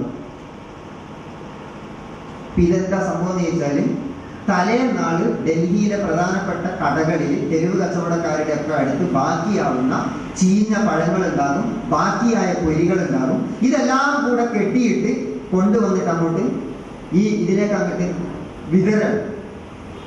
ചിലപ്പോൾ ദുർഗന്ധമുണ്ടാകും, ചിലപ്പോൾ ചീഞ്ഞതുണ്ടാവും, കെട്ടതുണ്ടാവും, എല്ലാം ഉണ്ടാവും. എന്നിട്ട് ആളുകൾ കൈകുത്തി, കൈയില്ലല്ലോ എടുത്ത് കഴിക്കാൻ, അപ്പോൾ നേരെ വായ കൊണ്ട് ഈ പ്ലാസ്റ്റിക് ഷീറ്റിൽ നിന്ന് ഭക്ഷണം കഴിക്കുന്നത് നിങ്ങൾക്ക് അവിടെ കാണാം. ചീഞ്ഞതും ദുർഗന്ധമുള്ളതൊക്കെയാണ് അവർ കഴിച്ചുകൊണ്ട്. ആ വിഷയത്തെക്കുറിച്ച് ഞാൻ മാധ്യമത്തിൽ കഴിഞ്ഞതിന് മുമ്പുള്ള റമദാനിൽ ഒരു ലേഖനം എഴുതിയപ്പോൾ, കൊച്ചിയിൽ നിന്ന് ഒരു സ്ത്രീ, അവർ കൊച്ചിയിലെ പള്ളിയിൽ പിരിവെടുത്തിട്ട് ആ കോളനിയിലേക്ക് പൈസ അയച്ചു. അവർക്ക് അറിയില്ല ഇതെങ്ങനെ അയക്കേണ്ടത് എന്നും, പക്ഷെ അവർ പിരിവെടുത്തിട്ട് അത് അയച്ചു കൊടുത്തു. അപ്പൊ ഞാൻ പറയുന്നത്, ഇങ്ങനെ ഒരുപാട് ജീവിതങ്ങൾ നമുക്ക് അവിടെ കാണാൻ കഴിയും. ബീഹാറിൽ നോമ്പിന് അവര് 2 നേരം അത്താഴവും നോമ്പ് തുറയും രണ്ടും കഞ്ഞിയാണ്. നോമ്പ് തുറക്കുന്ന സമയത്ത് ഒരു സ്റ്റീൽ ഗ്ലാസ്സിൽ പാതി പച്ചവെള്ളമായിട്ടാണ് അവരിയ്ക്കുക. ഒരു സ്റ്റീൽ ഗ്ലാസ്സിൽ പാതി പച്ചവെള്ളം. കാരൊക്കെ ഉണ്ടാവില്ല. നമ്മൾ ഏത് ഈത്തപ്പഴമാണ് വാങ്ങേണ്ടത് എന്നുള്ള കൺഫ്യൂഷൻ നമുക്ക് നോമ്പ് അവസാനം വരെ തീരില്ല.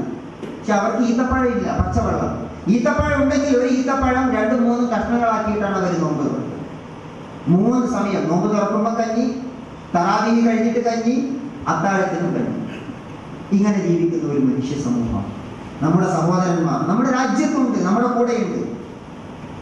മറ്റൊരു കാഴ്ചയാണ് രാജസ്ഥാനിലെ ബാഡ്മേറിലുള്ളത്.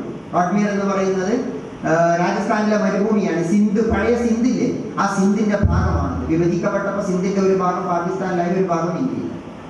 ഞാൻ അവിടെ സന്ദർശിച്ച സമയത്ത് അവിടുത്തെ ഒരുപാട് പ്രശ്നങ്ങൾ പറയാനുണ്ട്, കൂടുതൽ പറയുന്നില്ല. അതിലൊന്ന്, കുടിവെള്ളം കിട്ടാനില്ല, വെള്ളമില്ല. വെള്ളമില്ലാതെ കാലികൾ മരിച്ചു വീഴും. മഴയില്ല. ഇപ്പോഴാണ് ഇപ്പൊ നിങ്ങൾ പത്രത്തിൽ കണ്ടിരിക്കും, രാജസ്ഥാനിൽ മഴ പെയ്തിട്ട് റെയിൽവേ ട്രാക്കുകൾ ഒലിച്ചു പോയി എന്ന് പറഞ്ഞൊരു വാർത്ത. അതിപ്പോഴാണ്. 6-7 മാസമായിട്ട് അവർക്ക് വെള്ളമില്ല. കാലികൾ ചത്തുവീഴും. ഞാൻ ചത്തുവീഴ കാലികളുടെ ഫോട്ടോ എടുക്കാൻ തുടങ്ങിയപ്പോൾ അവരോട് പറഞ്ഞു, ഇങ്ങനെ നിങ്ങൾ എടുക്കാൻ തുടങ്ങുകയാണെങ്കിൽ കുറെ എടുക്കേണ്ടി വരും. വെള്ളം കിട്ടാത്തത് കൊണ്ട് മാത്രമല്ല ചത്തത്, മഴ പെയ്യാത്തത് കൊണ്ടാണ്. അപ്പൊ മഴ പെയ്യുന്നില്ല, അന്തരീക്ഷം ഞങ്ങൾക്ക് പ്രതികൂലമാണ് എന്ന് കാണുമ്പോൾ ഇവർക്ക് ഒരു തരം മസ്തിഷ്കാഘാതം ഉണ്ടാവുമല്ലോ ഈ മൃഗങ്ങൾക്ക്. നമ്മൾ പറയാറില്ല, ഭൂകമ്പം ആദ്യം അറിയുന്നത് മൃഗങ്ങളാണെന്ന് പറയാറുണ്ടല്ലോ. അപ്പൊ മഴയില്ല, കാലാവസ്ഥ പ്രതികൂലമാണെന്ന് കണ്ടിട്ട് ഇവർ മരിച്ചു വീഴാൻ തുടങ്ങി, മനുഷ്യർ മരിച്ചു വീഴാൻ തുടങ്ങി. അങ്ങനെ ഒരവസ്ഥ. അവിടെയാണ് 30-40 കുടുംബങ്ങൾക്ക് ഒരു കിണർ. പിന്നെ സ്കൂൾ, അങ്ങനെ ഒരുപാട് സംഭവങ്ങളുണ്ട്. 8-10 കിലോമീറ്റർ ചുറ്റളവിലേക്കാണ് ഒരൊറ്റ കിണർ കൊണ്ട് അവർ വെള്ളം കുടിക്കുന്നത്. എന്നിട്ട് അവരിൽ ചില ആളുകൾ കുളിക്കുന്നത് സോപ്പ് തേക്കില്ല, സോപ്പ് തേക്കാതെ കുളിക്കുന്നത് ഒരു വലിയ പാത്രത്തിൽ ഇരുന്നിട്ടാണ്. എന്നിട്ട് എന്താണെന്ന് വെച്ചാൽ, കുളിക്കാൻ ഉപയോഗിച്ച വെള്ളം അവർ മറ്റാവശ്യത്തിന് ഉപയോഗിക്കും. ഇപ്പോൾ ചെടികൾക്ക് ഒഴിച്ചു കൊടുക്കാനും മറ്റുമൊക്കെ ആയിട്ട് ഇതവർ ഉപയോഗിക്കും. എന്തിന്? സോപ്പ് തേച്ചാൽ പിന്നെ അങ്ങനെ ഒഴിച്ചു കൊടുക്കാനും ഉപയോഗിക്കാനും പറ്റില്ല. അപ്പൊ സോപ്പ് തേക്കാതെ പാത്രത്തിൽ ഇരുന്നിട്ട് കുളിക്കും. കൈ കഴുകുന്നത് ഒരു പാത്രത്തിലേക്ക്, ആ വെള്ളം ഉപയോഗിക്കാൻ വേണ്ടി. ഞങ്ങൾ രാജസ്ഥാനിലെ ഒരു സ്കൂൾ സന്ദർശിച്ച സമയത്ത് ഇവിടുന്ന് പാനൂരിൽ നിന്ന് കുറച്ച് ആളുകൾ വന്നിരുന്നു. അവരുടെ കൂടെ ഞങ്ങൾ സന്ദർശിച്ച സമയത്ത് അവർ പാത്രം കഴുകുന്നത് മണൽ കൊണ്ടാണ്. വെള്ളമില്ല. അവിടെയാണ് 1 ലക്ഷം രൂപക്ക് ഒരു കിണറെടുത്ത് കൊടുക്കാൻ പറ്റുന്നത്. നമ്മൾ വർഷാവർഷം ഉംറക്ക് പോകുന്നവരുണ്ട്, 5-6 ഉംറ ചെയ്യുന്നവരുണ്ട്. അതൊരു കച്ചവടമായതുകൊണ്ട് ഇന്ന് വലിയ ഒരു ബിസിനസ് മേഖലയായിട്ട് നമുക്ക് തുറന്നു തന്നിരിക്കുക. നമ്മൾ വിചാരിക്കുന്നത് ഉംറക്ക് പോയാലാണ് സ്വർഗം കിട്ടുക എന്നാണ്. ഉസ്മാൻ ബിൻ അഫ്ഫാൻ റളിയല്ലാഹു അൻഹു സ്വർഗം കിട്ടിയത് ഇതിന്റെ പേരില്ല. നമ്മൾ പറയാറില്ല, അശ്റഫുൽ മുബശ്ശിരീനിൽ ഒരാളാണ് ഉസ്മാൻ റളിയല്ലാഹു അൻഹു. സ്വർഗം കൊണ്ട് സന്തോഷ വാർത്ത അറിയിക്കപ്പെട്ട മഹാനായ സ്വഹാബി വ്യക്തി. അത്രയും പറഞ്ഞിട്ട് നമ്മൾ നിർത്തും. എങ്ങനെയാണ് ഉസ്മാൻ റളിയല്ലാഹു അൻഹു സ്വർഗം കിട്ടിയത്? റൂമ, ഒരു കിണർ വിലക്ക് വാങ്ങി ദാനം ചെയ്തു. ഒരു കിണർ വഖഫ് ചെയ്ത് വെള്ളം, കുടിവെള്ളത്തിന്റെ പ്രശ്നം പരിഹരിക്കപ്പെടാണ് ഫലഹുൽ ജന്ന, അദ്ദേഹത്തിന് സ്വർഗമുണ്ട് എന്ന് റസൂൽ കരീം സ്വല്ലല്ലാഹു അലൈഹി വസല്ലം പറയുന്നു. ഈ അടുത്ത് തിരുവനന്തപുരത്ത് പോയ സമയത്ത് ഒരു വീട്ടിൽ ഭക്ഷണം കഴിഞ്ഞപ്പോൾ ഒരു സുഹൃത്ത് പറഞ്ഞു, ഉമ്മ എന്തോ ചോദിക്കാനുണ്ട്. അപ്പൊ ഉമ്മ എന്നോട് പറഞ്ഞു, മോനെ എനിക്കൊന്നും കൂടെ ഹജ്ജിന് പോകണം. അപ്പൊ ഞാൻ ചോദിച്ചു, നിങ്ങൾ ഹജ്ജ് ചെയ്തിട്ടില്ല? 2 ചെയ്തിട്ടുണ്ട്, എന്നാലും ഒന്നുകൂടെ പോകണം. ഞാൻ ചുമ്മാ ഹജ്ജിന് പോകാൻ എത്ര രൂപയാകും? അത് ഏകദേശം 2 ലക്ഷം രൂപയുടെ അടുത്തൊക്കെ വരും, ചിലപ്പോൾ അതിലേറെ വരും. നിങ്ങൾ ആ പൈസ കൊണ്ടില്ല, നിങ്ങൾ സ്വർഗം കിട്ടാനല്ലേ പോകുന്നത്? നിങ്ങൾ ഏതായാലും 2 ഹജ്ജ് ചെയ്തിട്ടുണ്ട്, അതിനേക്കാൾ നല്ലൊരു കാര്യം ഞാൻ പറഞ്ഞുതരാം. എന്നിട്ട് ഞാൻ രാജസ്ഥാനിലെ ഈ കിണറിന്റെ കാര്യം അവരോട് പറഞ്ഞു. അപ്പൊ നമ്മൾ കുറേ കാര്യങ്ങൾ ചെയ്തുകൊണ്ടിരിക്കുകയാണ്, ആരാധന അനുഷ്ഠാനങ്ങൾ നമ്മൾ ചെയ്യുന്നുണ്ട്, അതിന് അതിൻ്റെതായ എല്ലാ പ്രാധാന്യമുണ്ട്. പക്ഷെ നമ്മൾ മനസ്സിലാക്കണം, നമ്മുടെ സഹജീവികൾ വെള്ളം കിട്ടാതെ മരിച്ചു വീഴുമ്പോൾ പിന്നെയും പിന്നെയും നമ്മൾ ഉംറക്ക് പോയിക്കൊണ്ടേയിരിക്കുകയാണ്. കോടികളെ പൊടി പിടിച്ചിട്ട് നമ്മൾ കല്യാണ മാമാങ്കങ്ങൾ നടത്തിക്കൊണ്ടിരിക്കുകയാണ്. നേരത്തെ നജീബ് സാഹിബ് പറഞ്ഞ പോലെ കാറ് മത്സരിച്ച് നമ്മൾ കാറ് വാങ്ങിക്കൊണ്ടിരിക്കുകയാണ്. എനിക്ക് ഈ സമയത്ത് ഓർമ്മ വരുന്നത് വി മുഹമ്മദ് സാഹിബിന്റെ ഒരു കുത്തുബയാണ് കോഴിക്കോട് MSS പള്ളിയിൽ. ബത്തേരിയിൽ നിന്ന് കുറച്ച് സുഹൃത്തുക്കൾ കോഴിക്കോട്ടേക്ക് കാർ വാങ്ങാൻ വന്നു. കാർ വാങ്ങാൻ അവർ വരുന്നത് ഒരു കാർ വാങ്ങാൻ വന്നിട്ട് അവര് എന്തായാലും വന്നതല്ലേ, വി മുഹമ്മദ് സാഹിബിന്റെ കുത്തുബ ഒന്ന് കേട്ട് കളയാന്ന് വിചാരിച്ചിട്ട് MSS പള്ളിയിൽ കുത്തുബ കേട്ട് കഴിഞ്ഞപ്പോൾ അവർ കാർ വാങ്ങാതെ തിരിച്ചു പോയി. അപ്പോഴാണ് അവർക്ക് ബോധമുണ്ടാകുന്നത്, നമ്മൾ എന്തിനാണ് ഈ പണം ചിലവഴിക്കുന്നത്. എനിക്കൊരനുഭവമുണ്ട്. ബത്തേരിയിൽ ഒരു കച്ചവടക്കാരൻ, അദ്ദേഹത്തിന്റെ പേര് പറഞ്ഞാൽ ഞങ്ങൾ അറിയുമായിരിക്കും, ചിലപ്പോൾ ചിലരറിയും. അദ്ദേഹം ഒരു ദിവസം രാത്രി തറാവീഹ് കഴിഞ്ഞിട്ട് പള്ളിയിൽ നിന്ന് അടുത്ത് വന്നിട്ട് പറഞ്ഞു, നിങ്ങൾ കാരണം എനിക്ക് 3000 രൂപയുടെ കച്ചവടം നഷ്ടപ്പെട്ടു. ഞാൻ ചോദിച്ചു, എന്താ സംഭവം? അത് റമദാന്റെ അവസാനത്തെ വെള്ളിയാഴ്ച അദ്ദേഹത്തിന്റെ പള്ളിയുടെ തൊട്ടടുത്ത കടയിൽ വന്നിട്ട് ഒരു ചെറുപ്പക്കാരൻ 3000 രൂപക്ക് പാന്റും ഷർട്ടും എടുത്തു. ഒരു പാന്റും ഷർട്ടും 3000 രൂപ. അങ്ങനെ സമയമായതുകൊണ്ട് അദ്ദേഹം ബില്ലൊക്കെ ചെയ്തിട്ട് സാധനം ജുമാക്ക് ശേഷം എടുക്കാന്ന് പറഞ്ഞിട്ട് പള്ളിയിലിട്ടായി. കുത്തുബ കഴിഞ്ഞിട്ട് അദ്ദേഹം തിരിച്ചെന്നിട്ട് പറഞ്ഞു, എനിക്കത് വേണ്ട, എനിക്ക് എല്ലാ 2 കൂടെ 1000 രൂപക്ക് താഴെ മതി. അപ്പൊ ഈ കച്ചവടക്കാരൻ എൻ്റെ അടുത്ത് വന്ന് പറയാം, നിങ്ങൾ കാരണം എനിക്ക് 2000 രൂപ നഷ്ടപ്പെട്ടു, എന്നാലും കുഴപ്പമില്ല എന്ന് പറഞ്ഞു. ഞാൻ പറയുന്നത്, മറ്റൊരു ലോകമുണ്ട്, നമ്മൾ കാണാത്ത, നമ്മൾ അറിയാത്ത ഒരു ലോകം. അവരെ കുറിച്ച് നമ്മൾ ചിന്തിക്കുമ്പോഴാണ് നമ്മളിൽ മാറ്റം ഉണ്ടാവുക. ആ മാറ്റമാണ് യഥാർത്ഥത്തിൽ നമ്മൾ ആഗ്രഹിക്കുന്നത്. അപ്പൊ അതുകൊണ്ട് നമ്മൾ ഉത്തരേന്ത്യയൊക്കെ ഒന്ന് പോയിട്ട് സന്ദർശിക്കണം. അപ്പൊ നമുക്ക് മനസ്സിലാകും നമ്മൾ ജീവിക്കുന്നത് സ്വർഗത്തിലാണ്. അപ്പൊ ഒന്ന് ഞാൻ പറഞ്ഞ ദാരിദ്ര്യമാണ്, 2 തൊഴിലില്ലായ്മയാണ്. അത് കൂടുതൽ വിശദീകരിക്കാൻ നമ്മുടെ മുമ്പിൽ സമയമില്ല. അവിടുത്തെ ചെറുപ്പക്കാരുടെ തൊഴിലില്ലായ്മ നമ്മൾ കാണുന്നു, സ്ത്രീകളുടേത് കാണുന്നു. തുച്ഛമായ വരുമാനത്തിനാണ് 10, 15, 20 രൂപ 25 രൂപ ദിവസക്കൂലിക്കൊക്കെയാണ് സ്ത്രീകൾ വീടുകളിൽ ഇരുന്നിട്ട് ജോലി ചെയ്തുകൊണ്ടിരിക്കുന്നത്. വളരെ ദയനീയമായ തൊഴിലില്ലായ്മയാണ്. 100 രൂപ മുതൽ 150 രൂപ വരെ കൂലിക്ക് ജോലി ചെയ്യുന്ന ആളുകൾ, അത് തന്നെ കിട്ടാനില്ലാത്ത അവസ്ഥ. ചേരികളിൽ ജീവിക്കുന്നവർ. ലക്നൗ സന്ദർശിച്ച സമയത്ത് യു പിയിൽ ലക്നൗ സന്ദർശിച്ചപ്പോൾ ഞാൻ 3 ചേരികളിൽ പോയി. അപ്പോൾ 3ാമത്തെ ചേരി സന്ദർശിച്ചിട്ട് ഞാൻ വീണ്ടും കാറിൽ കയറിയപ്പോൾ ഞാൻ ചോദിച്ചു, ഇനി നമ്മൾ എങ്ങോട്ടാ പോകുന്നത്? അദ്ദേഹം എന്നോട് പറഞ്ഞു, ഇനിയുണ്ട് 2 ചേരിയും കൂടെ കാണാം. ഞാൻ പറഞ്ഞു, ഞാൻ വരുന്നില്ല, മതി. അപ്പൊ അദ്ദേഹം എന്നോട് ചോദിച്ചു, നിങ്ങൾക്ക് എന്താ തോന്നുന്നത്? ഞാൻ അദ്ദേഹത്തോട് പറഞ്ഞു, ഞാൻ എങ്ങനെയാ ഇത് എഴുതുക? ഇത് എഴുതാനുള്ള ഭാഷ ഏതാ?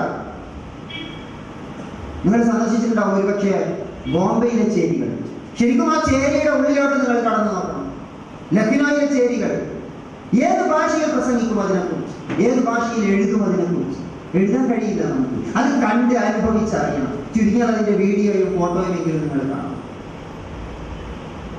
നമുക്ക് പറയാൻ കഴിയില്ല. ചെറിയ മക്കൾ മുതൽ എങ്ങനെയാണ് അവർ ജീവിക്കുന്നത്. നിങ്ങൾ കോഴിക്കോട്ട് ഞെളിയപ്പറമ്പ് കണ്ടിട്ടുണ്ടാവും ചില ആളുകൾ. ആ ഞെളിയപ്പറമ്പിന് ചുറ്റും ആളുകൾ ജീവിക്കണം. എന്തിനാ ജീവിക്കുന്നത്? അവിടെ കൊണ്ടുവന്ന് കൂട്ടുന്ന വേസ്റ്റ്, ആ വേസ്റ്റിൽ നിന്ന് പ്ലാസ്റ്റിക് കവറുകളും ചെരുപ്പുകളും പെറുക്കിയെടുക്കുക. ഇവരുടെ ജീവിതം അതാണ്. മല പോലെ കൂട്ടിയിരിക്കുന്ന വേസ്റ്റ്.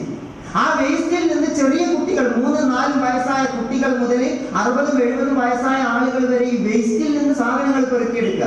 എന്നിട്ട് നമ്മൾ ആ ചേരികളിലെ കുടിലുകളിൽ പോയി നോക്കിയാൽ കാണാം, പ്ലാസ്റ്റിക്കിന്റെ കീ പീസുകൾ 4-5 ആളുടെ പൊക്കത്തിൽ ഇവർ കെട്ടിവെച്ചിരിക്കും. ഇത് കൊണ്ടുപോയി വെക്കുക. ലക്നോയിലെ ചേരികളിൽ മാത്രം 2 ലക്ഷം മുസ്ലിംകൾ.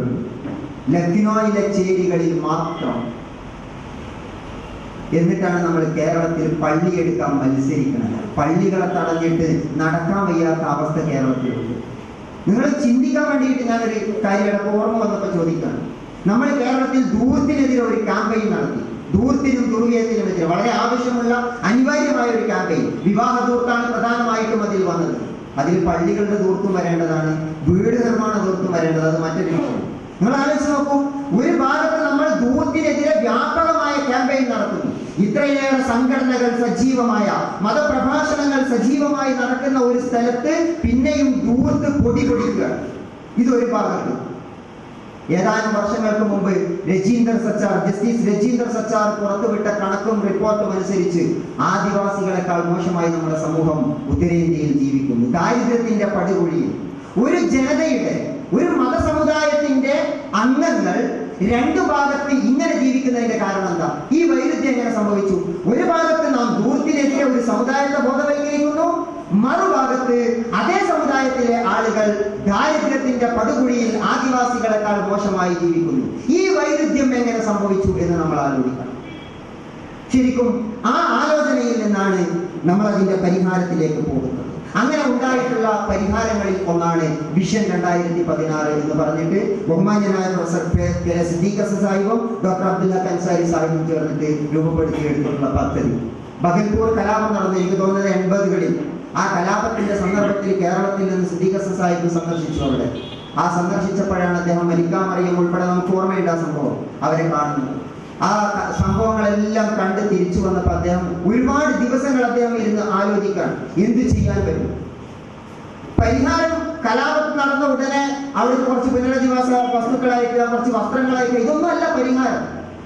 അടിസ്ഥാനപരമായി എന്താണ് ഇതിന്റെ പരിഹാരം? ഇത് അദ്ദേഹം വർഷങ്ങളായിട്ട് മനസ്സിൽ കൊണ്ട് നടന്നു. പക്ഷെ 2004 അദ്ദേഹം ഡൽഹിയിലെത്തിയതോടുകൂടിയാണ് ആ ആലോചനക്ക്, 10-15 വർഷം നീണ്ടു നിന്ന ആലോചനക്ക് അദ്ദേഹത്തിന് പരിസമാപ്തി കുറിക്കാൻ, അല്ലെങ്കിൽ അതിന്റെ ഒരു ഘട്ടത്തിലേക്ക് അദ്ദേഹം പ്രവേശിക്കുന്നത്.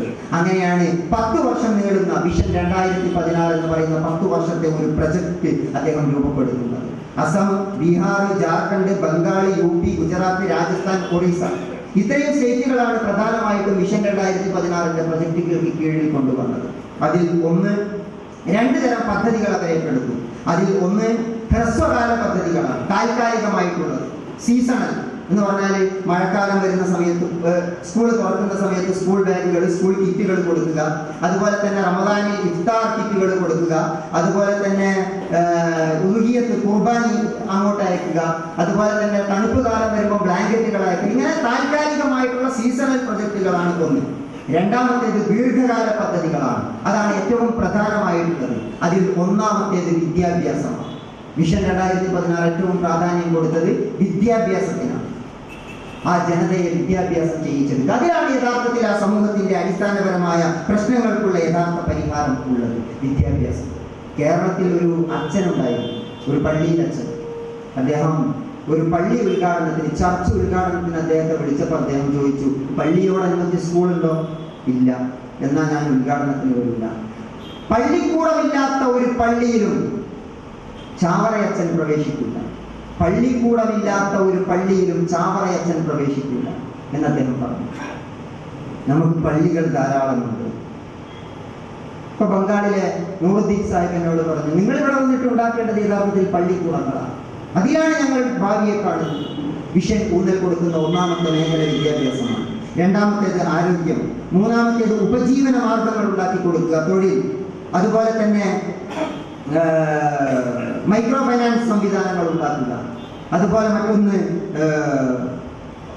മൗലികാവകാശങ്ങളുടെ, പൗരാവകാശങ്ങളുടെ സംരക്ഷണം ഉറപ്പുവരുത്തുക. എന്ന് പറഞ്ഞാൽ വ്യാജ കേസുകൾ, കള്ളക്കേസുകളിൽ കുടുങ്ങിയ നിരപരാധികൾ, അവർക്ക് വേണ്ടിയുള്ള പ്രവർത്തനങ്ങൾ. ഇങ്ങനെ ഒരു 5-6 ടൈറ്റിലുകളിലായിട്ടാണ് വിഷൻ 2016 പ്രവർത്തനങ്ങൾ ശരിക്കും കേന്ദ്രീകരിക്കപ്പെട്ടിരിക്കുന്നത്. അത് തുടങ്ങുന്ന സമയത്ത് കേരളത്തിൽ നിന്ന്, മലയാളികളിൽ നിന്നാണ് അതിന് ഏറ്റവും വലിയ പിന്തുണ ലഭിച്ചിട്ടുള്ളത്. ആ പിന്തുണ ഇന്നും തുടരുന്നുണ്ട്. ഇപ്പോൾ അൽഹംദുലില്ലാഹ് കേരളത്തിൽ ഹ്യൂമൻ കെയർ ഫൗണ്ടേഷന്റെ നേതൃത്വത്തിൽ, നജീബ് സാഹിബിന്റെ ഒക്കെ നേതൃത്വത്തിലാണ് ആ പ്രവർത്തനങ്ങൾ ശരിക്കും മുന്നോട്ട് പോയിക്കൊണ്ടിരിക്കുന്നത്. നമ്മളെ സംബന്ധിച്ചിടത്തോളം വലിയ അനുഗ്രഹം ലഭിച്ചിട്ടുള്ള ഒരു ജനതയാണ് നമ്മൾ. ഈ ഒരു ജനസമൂഹത്തെ വലിയ അളവിൽ സഹായിക്കേണ്ടുന്ന അവരുടെ പുനർനിർമ്മാണ പ്രക്രിയയിൽ, ഇന്ത്യയുടെ പുനർനിർമ്മാണ പ്രക്രിയ എന്ന് നമുക്ക് പറയാം, നമ്മുടെ രാജ്യത്തിന്റെ വളർച്ചയുടെ ഒരു ഭാഗമാണ്. അതിൽ വലിയ അളവിൽ പങ്കാളികളാകേണ്ടുന്ന ആളുകളാണ് ശരിക്കും നമ്മൾ. അതിനെക്കുറിച്ചാണ് നമ്മൾ ആലോചിക്കേണ്ടത്. നമുക്ക് അതിലൊരു വലിയ ബാധ്യതയുണ്ട്. അതിന്റെ ഒന്ന് ആദർശപരമായ ബാധ്യത, രണ്ട് രാജ്യത്തിന്റെ പുനർനിർമ്മാണം എന്ന ബാധ്യത. മറ്റൊരു ബാധ്യതയുള്ളത്, നിങ്ങൾ കോഴിക്കോട്ട് JDT ഇസ്ലാം കേട്ടിട്ടുണ്ടാകും. JDT ഇസ്ലാം ഓർഫനേജിന്റെ പിന്നിൽ വലിയൊരു ചരിത്രമുണ്ട്. അതെന്താണെന്ന് ചോദിച്ചാൽ 921 ബ്രിട്ടീഷ് വിരുദ്ധ കലാപമുണ്ടായി. കലാപത്തെ തുടർന്ന് വലിയ അളവിൽ വേട്ടയാടലുകൾ നടന്നു. ഒരുപാട് ആളുകൾ നാട് വിട്ടുപോയി, ഒരുപാട് ആളുകൾ കൊല്ലപ്പെട്ടു, ധാരാളം അനാഥ കുട്ടികളുണ്ടായി. ഇവരെ നോക്കിയിട്ട് സങ്കടപ്പെട്ട മുഹമ്മദ് അബ്ദുറഹ്മാൻ സാഹിബ് അദ്ദേഹം ഉത്തരേന്ത്യയിലേക്ക് ട്രെയിൻ കയറി. അന്ന് ഏറ്റവും സമ്പന്നരായ ഒരു ജനത ജീവിക്കുന്നത് ഉത്തരേന്ത്യയിലാണ്, പഞ്ചാബിലൊക്കെ, പഴയ പഞ്ചാബ്, ബംഗാളൊക്കെ. അദ്ദേഹം അങ്ങോട്ട് ചെന്നിട്ട് അദ്ദേഹം പറഞ്ഞു, ഇങ്ങനെ ഒരു ജനത കേരളത്തിൽ മലബാറിലുണ്ട്, എന്താണ് നിങ്ങൾ അവർക്ക് വേണ്ടി ചെയ്യാൻ പോകുന്നത്? ആ സംഭവം ഒരുപാട് വൈകാരികമായിട്ടൊക്കെ നമുക്ക് വിശദീകരിക്കാൻ പറ്റും. അങ്ങനെയാണ് പഞ്ചാബിൽ നിന്ന് ഒരു സംഘം കേരളത്തിൽ മലബാറിൽ വരുന്നത്. അവരാണ് JDT ഇസ്ലാം ഓർഫനേജ് ആരംഭിക്കുന്നത്. കലാപത്തിന്റെ ഇരകൾക്ക്, അതിലെ അനാഥരാക്കപ്പെട്ട കുട്ടികൾക്ക് പഠിച്ചു വളരാനുള്ള അവസരമൊരുക്കിക്കൊണ്ടാണ് അന്ന് പഞ്ചാബിലെ 920കളിൽ പഞ്ചാബിലെ ജനത കേരളത്തിലെ ജനങ്ങൾക്ക് വേണ്ടി ഈ സഹായഹസ്തവുമായി ഇവിടെ എത്തിയത്. കാലം മാറിയപ്പോ അന്നത്തെ പഞ്ചാബിലെ പോലെ ഉള്ള അനുഗ്രഹീതമായ ഒരു അവസ്ഥയിലേക്ക് നമ്മൾ എത്തിയിട്ടുണ്ട്. അന്നത്തെ മലബാറിലെ അവസ്ഥയിലേക്ക് ഇന്ന് അവിടുത്തെ ജനത ജീവിച്ചുകൊണ്ടിരിക്കുന്നു. നമുക്ക് തിരിച്ചു കൊടുക്കാനുള്ള ബാധ്യതയുണ്ട്. അത് തിരിച്ചു കൊടുക്കണം. നമ്മൾ ഒരു കേരളത്തിന്റെ ഒരു ചെറിയ ഭൂമിയിൽ നമ്മൾ മത്സരിച്ചു കൊണ്ടിരിക്കുകയാണ്. മതസംഘടനകൾ തമ്മിൽ മത്സരിക്കുന്നു. ആ മത്സരത്തിന്റെ ഭാഗമായിട്ട് നമ്മൾ ഒരുപാട് കാര്യങ്ങൾ ചെയ്യുന്നു. ആരോഗ്യകരമാണെങ്കിൽ അത് നല്ലതാണ്, അനാരോഗ്യകരമാണെങ്കിൽ അത് അപകടകരമാണ്. രണ്ടർത്ഥത്തിൽ അപകടം ചെയ്യും. ഒന്ന്, ഇവിടെ ആ അനാരോഗ്യകരമായ മത്സരം ഉണ്ടാക്കുന്ന ഏറ്റുമുട്ടലുകൾ അത് നമ്മെ ചിത്രീകരിച്ച് ദുർബലപ്പെടുത്തി കളയും. രണ്ട്, ഇതിൽ പാഴാക്കപ്പെടുന്നത് യഥാർത്ഥത്തിൽ എന്താണ്? ഈ മത്സരത്തിൽ പാഴാക്കപ്പെടുന്നത് എന്താണ്? ഞാൻ വളരെ വേദനയോടുകൂടി പറയാം. എൻ്റെ നാടായ വാഴക്കാട്ട് 300 മീറ്റർ ചുറ്റളവിൽ 7 പള്ളികളുണ്ട്. 7ാമത്തെയോ 8ാമത്തെയോ പള്ളി റമദാനിൽ തുടങ്ങി. ആരോടാ നമ്മൾ എന്തിനാ മത്സരിക്കുന്നത്? അതുകൊണ്ട് അതിലൂടെ സംഭവിക്കുന്ന രണ്ടാമത്തെ കാര്യം, അർഹരായ ഒരു ജനത അവഗണിക്കപ്പെടുന്നു എന്നതാണ്. അവരിലോട്ട് പോകേണ്ടുന്നതാണിത്. അവരിലോട്ട് പോകണം. നമുക്ക് ഒരുപാട് സംവിധാനങ്ങളുണ്ട്. നമ്മൾ ഫിത്ർ സക്കാത്ത് കൊടുക്കുന്നു, നമ്മൾ സക്കാത്ത് കൊടുക്കുന്നു, അതെല്ലാം ഇവിടെ ഒഴുകിയ നടക്കുന്നു, എല്ലാം ഇവിടെയാണ്. നിങ്ങൾ ആലോചിച്ച് നോക്കൂ, നമ്മുടെ ഫിത്ർ സക്കാത്ത് നമ്മൾ ആർക്കാ കൊടുക്കുന്നത്? നബി സല്ലല്ലാഹു അലൈഹി വസല്ലം ഫിത്ർ സക്കാത്ത് കൊടുക്കാൻ പറഞ്ഞിട്ടുണ്ട്. ആർക്കാ കൊടുക്കേണ്ടത്? ആ ദിവസം പട്ടിണി കിടക്കുന്നവർക്ക്, അല്ലെ? പെരുന്നാൾ ദിവസം ആരും പട്ടിണി കിടക്കാൻ ഇടവരുത്. നമ്മൾ ഫിത്ർ സക്കാത്ത് കൊടുക്കുന്നത് പട്ടിണി കിടക്കുന്നവർക്കാ? നിങ്ങളൊന്ന് സ്വയം ആലോചിച്ചാൽ മതി. നിങ്ങൾ സംഘടനയോ മതോ എന്താവട്ടെ, സ്വയം ഒന്ന് ആലോചിച്ച് നോക്കുക. എൻ്റെ അരി വിഹിതം, എൻ്റെ ഫിത്ർ സക്കാത്ത് ഞാൻ കൊടുക്കുന്നത് അന്ന് ഭക്ഷണം കിട്ടാത്തവർക്കാണോ, പട്ടിണി കിടക്കുന്നവർക്കാണോ? ഒരിക്കലും പെരിങ്ങാടിയിൽ നിന്ന് ഒരു സുഹൃത്തിനെ വിളിച്ചിട്ട് പറഞ്ഞു, ഞങ്ങളുടെ നാട്ടിൽ ഫിത്ർ സക്കാത്തിന് അർഹരായ ആരുമില്ല. പാവങ്ങൾ ഉള്ളവർ തന്നെ പലയിടത്തിൽ കിട്ടിയ അരി കൂട്ടിയിട്ടിരിക്കാൻ വീട്ടിൽ. നേരത്തെ നമ്മൾ പറഞ്ഞ ജനത, പട്ടിണി കിടക്കുന്ന ജനത അവിടെയുണ്ട്. ആർക്കാ ഫിത്ർ സക്കാത്ത് എത്തേണ്ടത്? ഉദ്ഹിയ്യത്ത് എത്ര ബലി ഇറക്കുന്നു, ആ മാംസം നമ്മൾ എന്ത് ചെയ്യുന്നു? മാസത്തിൽ പോലും മാംസം കഴിക്കാൻ കിട്ടാത്ത ആളുകളുണ്ട്. ഉത്തരേന്ത്യയിലേക്ക് പോയാൽ, കാശ്മീരിലൊക്കെ പോയാൽ കാണാം. പണമില്ല അത് വാങ്ങാൻ, അത് അറക്കാൻ. എന്നിട്ട് നമ്മൾ 5ഉം 10ഉം 15ഉം കിലോ ആണ് ഓരോരുത്തരുടെയും ഫ്രിഡ്ജിൽ ഉദ്ഹിയ്യത്ത് മാംസം സൂക്ഷിക്കുന്നത്. ഞാൻ തെക്കൻ കേരളത്തിൽ യാത്ര ചെയ്തപ്പോൾ അവിടുത്തെ ഒരു വീട്ടിൽ ബലിപെരുന്നാൾ കുത്തുവക്ക് പോയതാണ്. അപ്പൊ അവരെന്നോട് പറഞ്ഞു, ഞങ്ങളെ വീട്ടിൽ ചുരുങ്ങിയത് 15 കിലോ ഉദ്ഹിയ്യത്തിന്റെ മാംസം കൊണ്ടുവരും. എന്നിട്ട് അത് സൂക്ഷിച്ചു വെച്ചിട്ട് പിന്നെയും കഴിച്ചുകൊണ്ടിരിക്കും. ഇത് കിട്ടാത്ത ഒരു മനുഷ്യ സമൂഹം അവിടെ ജീവിക്കുന്നു. നമ്മുടെ സക്കാത്തുണ്ട്, എന്തെല്ലാം ഉണ്ട്.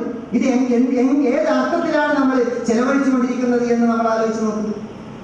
അപ്പൊ നമ്മൾ പറയാ, അതൊക്കെ നമ്മുടെ നാട്ടിൽ തന്നെ കൊടുക്കേണ്ടതെന്ന് നമ്മൾ ചിന്തിക്കുക. അങ്ങനെ എവിടെയാ പറഞ്ഞിട്ടുള്ളത്? നാട്ടിൽ തന്നെയാണ് ഇത് കൊടുക്കേണ്ടത്. കൊടുക്കാൻ ബാധ്യതയുള്ള ആളുടെ നാട്ടിൽ കൊടുക്കണം എന്നല്ല പറഞ്ഞിട്ടുള്ളത്. പിന്നെ എന്താ പറഞ്ഞത്? അത് കിട്ടേണ്ട അവകാശികളെ കുറിച്ചാണ് ഖുർആൻ പറഞ്ഞിട്ടുള്ളത്. അവകാശികൾ എവിടെയുണ്ടോ അവിടെ കൊടുക്കണം, അർഹർ എവിടെയുണ്ടോ അവിടെ കൊടുക്കണം. കൊടുക്കാൻ ബാധ്യതയുള്ള ആളുള്ള സ്ഥലത്തല്ല, അവകാശികൾ എവിടെയുണ്ടോ അവിടെയാണ് കൊടുക്കേണ്ടത്. അങ്ങനെ അവകാശികൾ ഇല്ലാതെ പോയപ്പോഴാണ് യമനിൽ നിന്ന് മുആദ് ബിൻ ജബൽ റളിയല്ലാഹു അൻഹു മദീനയിലേക്ക് സക്കാത്ത് കൊടുത്തയക്കുന്നത്. രാഷ്ട്രത്തിന്റെ വേറെ ഭാഗത്ത് സക്കാത്തിന് അർഹരുണ്ടാകും, അങ്ങോട്ട് പോകട്ടെ, യമനിൽ ആളില്ല എന്ന് പറയുന്നത്. ഈ ഒരു ബാലൻസിങ് നടക്കാത്തത് കൊണ്ടാണ് ഞാൻ നേരത്തെ പറഞ്ഞ പ്രശ്നം വരുന്നത്. ഒരു ഭാഗത്ത് ദൂർത്ത് നടക്കുന്നു, മറുഭാഗത്ത് ദാരിദ്ര്യം നിലനിൽക്കുന്നു. ഈ വൈരുദ്ധ്യം അവസാനിപ്പിക്കണമെങ്കിൽ സക്കാത്തും ഫിത്ർ സക്കാത്തും ഉദ്ഹിയ്യത്തും തുടങ്ങി എന്തെല്ലാം കഴിയുന്നോ, ചാരിറ്റി പ്രവർത്തനങ്ങൾ എന്തെല്ലാം ഉണ്ടോ, അത് ആവശ്യമില്ലാത്ത സ്ഥലത്ത് നിന്ന് ആവശ്യമുള്ള സ്ഥലങ്ങളിലേക്ക് അത് നമുക്ക് കൈമാറ്റം ചെയ്യാൻ കഴിയണം. അതിനെക്കുറിച്ച് നമ്മൾ ആലോചിക്കണം. പള്ളികളില്ലാത്ത സ്ഥലത്ത് പള്ളികൾ, സ്കൂളില്ലാത്ത സ്ഥലത്ത് സ്കൂൾ. ഇപ്പോൾ ബംഗാളിലെ സുലീതല എന്ന് പറയുന്ന ഗ്രാമത്തിലാണ് ഹാജിക്കയുടെ നേതൃത്വത്തിൽ ഒരു പള്ളി. അവിടെ നമ്മുടെ പാനൂരിലെ മസ്ജിദുർ റഹ്മയുടെ അതേ പേരിൽ തന്നെ മസ്ജിദുർ റഹ്മ. ഇപ്പൊ ഏകദേശം ഒരു വർഷമായി അല്ലേ? ഒരു വർഷം കഴിഞ്ഞു. ഒരു വർഷമാകും. സെപ്റ്റംബറിൽ മറ്റല്ലേ, സെപ്റ്റംബറിലാണ് അത്. പിന്നെ ഒരു പള്ളി അവിടെ എടുത്തു, അത് ഉദ്ഘാടനം ചെയ്തു. ആ ഒരു പള്ളി വരുന്നതോടുകൂടി നമ്മൾ വെറും ഒരു പള്ളിയായിട്ടല്ല അത് എടുത്തത്. അത് ശരിക്കും ആ ഗ്രാമത്തിന്റെ ഒരു കേന്ദ്രം എന്ന സ്വഭാവത്തിൽ, അവിടുത്തെ എല്ലാ സമൂഹത്തിന്റെ എല്ലാ വളർച്ചക്കും ഉതകുന്ന ഒരു കേന്ദ്രം എന്ന സ്വഭാവത്തിലാണ് നമ്മൾ അതിനെ വിഭാവനം ചെയ്തത്. അതാണ് നമ്മൾ അവരോട് ആവശ്യപ്പെട്ടിട്ടുള്ളത്. കിണറുകൾ എടുത്തു. അങ്ങനെ ഒരുപാട് സംഗതികൾ നമുക്ക് അവിടെ ചെയ്യാൻ കഴിയും. അത് ശരിക്കും അങ്ങനെ ചെയ്യാൻ പറ്റുന്ന കാര്യങ്ങളാണ്. നജീബ് സാഹിബിനെ വിശദീകരിക്കാനും ഒക്കെ ധാരാളമായിട്ട് കഴിയുക. ഇപ്പൊ ഞാൻ സൂചിപ്പിക്കുന്നത് എന്താണെന്ന് ചോദിച്ചാൽ, അതുപോലെ തന്നെ പാനൂരിലെ ചില സുഹൃത്തുക്കൾ വിദ്യാർത്ഥികളെ സ്പോൺസർ ചെയ്യുന്നുണ്ട്. സ്കൂളുകളിൽ നിന്നൊക്കെ മിടുക്കരായ വിദ്യാർത്ഥികളെ തെരഞ്ഞെടുക്കുക. ഒരു കുട്ടിക്ക് ഒരു 25,000 രൂപ ഒരു വർഷത്തിൽ. നമ്മൾ ആ കുട്ടിയെ സ്പോൺസർ ചെയ്യുക, മിടുക്കരായ കുട്ടികളെ സ്പോൺസർ ചെയ്യുക. ഇങ്ങനെ ഒരുപാട് കാര്യങ്ങൾ നമുക്ക് അവിടെ ചെയ്യാൻ കഴിയും. അത്തരം കാര്യങ്ങൾ ചെയ്യാവുന്ന ഒരു സ്വഭാവത്തിൽ നമ്മൾ ഇതിനെക്കുറിച്ച് ചിന്തിക്കണം. പരമ്പരാഗതമായ ഫിഖ്ഹിനും അപ്പുറത്ത് നമ്മൾ ഒരു രാജ്യത്തിന്റെയും ഒരു സമൂഹത്തിന്റെയും പുനർനിർമ്മാണത്തിൽ പങ്കാളികളാവുകയാണ് ചെയ്യുന്നത്. ശരിക്കും നമ്മളിപ്പോ ഇവിടെയൊക്കെ കുട്ടികളെ കൊണ്ടുവരുന്നുണ്ടല്ലോ ഓർഫനേജിലേക്ക്. നമ്മൾ അവിടെ നിന്ന് ഇങ്ങോട്ട് കുട്ടികളെ കൊണ്ടുവരുന്ന ഓർഫൻസിനെയും അല്ല, കൊണ്ടുവരുന്നതിന്റെ പിന്നിൽ പലതരം കാരണങ്ങളുണ്ട്. അത് മറ്റൊരു വിഷയമാണ്, നമ്മൾ അതിന്റെ ചർച്ചയിലേക്ക് പോകുന്നില്ല. യഥാർത്ഥത്തിൽ അവരെ സേവിക്കുവാൻ കഴിയുന്ന ഏറ്റവും നല്ല അനാഥ സംരക്ഷണത്തിന്റെ വഴി എന്താ? അവർ പിറന്ന നാട്ടിൽ, അവരുടെ ഗ്രാമത്തിൽ അവർക്ക് വിദ്യാഭ്യാസം ചെയ്യാനും വളരാനുമുള്ള അവസരം ഒരുക്കി കൊടുക്കാനാണ്. അവരെ മണ്ണിൽ നിന്ന്, അമ്മയുടെ മടിത്തട്ടിൽ നിന്ന് പറിച്ചെടുത്തിട്ട് ഇങ്ങോട്ട് കൊണ്ടുവരില്ല എന്ന് മാത്രമല്ല, അത് ആ ഗ്രാമത്തിൽ ദാരിദ്ര്യം അനുഭവിക്കുന്ന എല്ലാ മതത്തിൽപ്പെട്ടവർക്കും കിട്ടേണ്ടതാണ്. ഖുർആൻ അനാഥ സംരക്ഷണത്തെ കുറിച്ച് പറഞ്ഞപ്പോൾ അതിന് മതവും വിശ്വാസവും സമുദായവും പറഞ്ഞിട്ടില്ല. ദാരിദ്ര്യ നിർമ്മാർജ്ജനത്തെ കുറിച്ച് പറഞ്ഞപ്പോൾ ഇന്ന സമുദായക്കാർ ഇന്ന മതക്കാരെന്ന് പറഞ്ഞിട്ടില്ല. അങ്ങനെ വിവേചനം കാണിക്കണമെന്ന് എന്ന് ചിലർ ഉദ്ദേശിച്ചപ്പോ വിവേചനം പാടില്ല എന്ന് പറഞ്ഞ് തിരുത്തുകയാണ് ഖുർആൻ ചെയ്തത്. അതുകൊണ്ട് ദാരിദ്ര്യം അനുഭവിക്കുന്ന ഗ്രാമങ്ങളെ ഏറ്റെടുക്കുക. അതാണ് വിഷന്റെ, ഹ്യൂമൻ കെയർ ഫൗണ്ടേഷന്റെ ഒക്കെ വലിയ ഒരു പ്രൊജക്ട്. അതാണ് ദാരിദ്ര്യം അനുഭവിക്കുന്ന ഗ്രാമങ്ങളെ ഒന്നാകെ ഏറ്റെടുക്കുക. അങ്ങനെ ഏറ്റെടുത്തിട്ടുണ്ട്. MES ഒക്കെ ഏറ്റെടുക്കുന്നുണ്ട്. അവിടെ ഹോസ്പിറ്റലുകൾ പണിതിട്ടുണ്ട്. നമ്മുടെ കോഴിക്കോട്ടുണ്ടായിരുന്ന കലക്ടർ PV സലീം സാഹിബ്, ഞാൻ ബംഗാൾ സന്ദർശനത്തിനിടയ്ക്ക് ഒരു ദിവസം അദ്ദേഹത്തെ കണ്ടു. അപ്പൊ അദ്ദേഹം പകല് പോയിട്ട് കണ്ടപ്പോൾ അദ്ദേഹം പറഞ്ഞു, നിങ്ങൾ ഇപ്പൊ എനിക്ക് സമയമില്ല, നിങ്ങൾ രാത്രി വാ, നമുക്ക് വിശദമായിട്ട് ഇരിക്കാന്ന് പറഞ്ഞ് രാത്രി 2-3 മണിക്കൂർ സമയം അദ്ദേഹം ചെലവഴിച്ചു. അദ്ദേഹം ഒരുപാട് വിഷയങ്ങൾ സംസാരിച്ചു. അതിലൊന്ന് അദ്ദേഹം പറഞ്ഞത്, നിങ്ങൾ പ്രൊജക്റ്റുകളുമായിട്ട് വാ, എനിക്ക് നിങ്ങൾക്ക് ഭൂമി തരാൻ പറ്റും, പ്രൊജക്റ്റുകളുമായിട്ട് നിങ്ങൾ വാ. ഒരുപാട് അവസരങ്ങൾ ഇവിടെ ഉണ്ട്, ചെയ്യേണ്ട ഒരുപാട് കാര്യങ്ങളുണ്ട്. അപ്പൊ നമ്മുടെ കണ്ണ് അങ്ങോട്ട് തുറക്കണം. സിദ്ദീഖ് ഹസൻ സാഹിബ് നമുക്കൊരു ടോർച്ച് അടിച്ചു തന്നിട്ടുണ്ട്.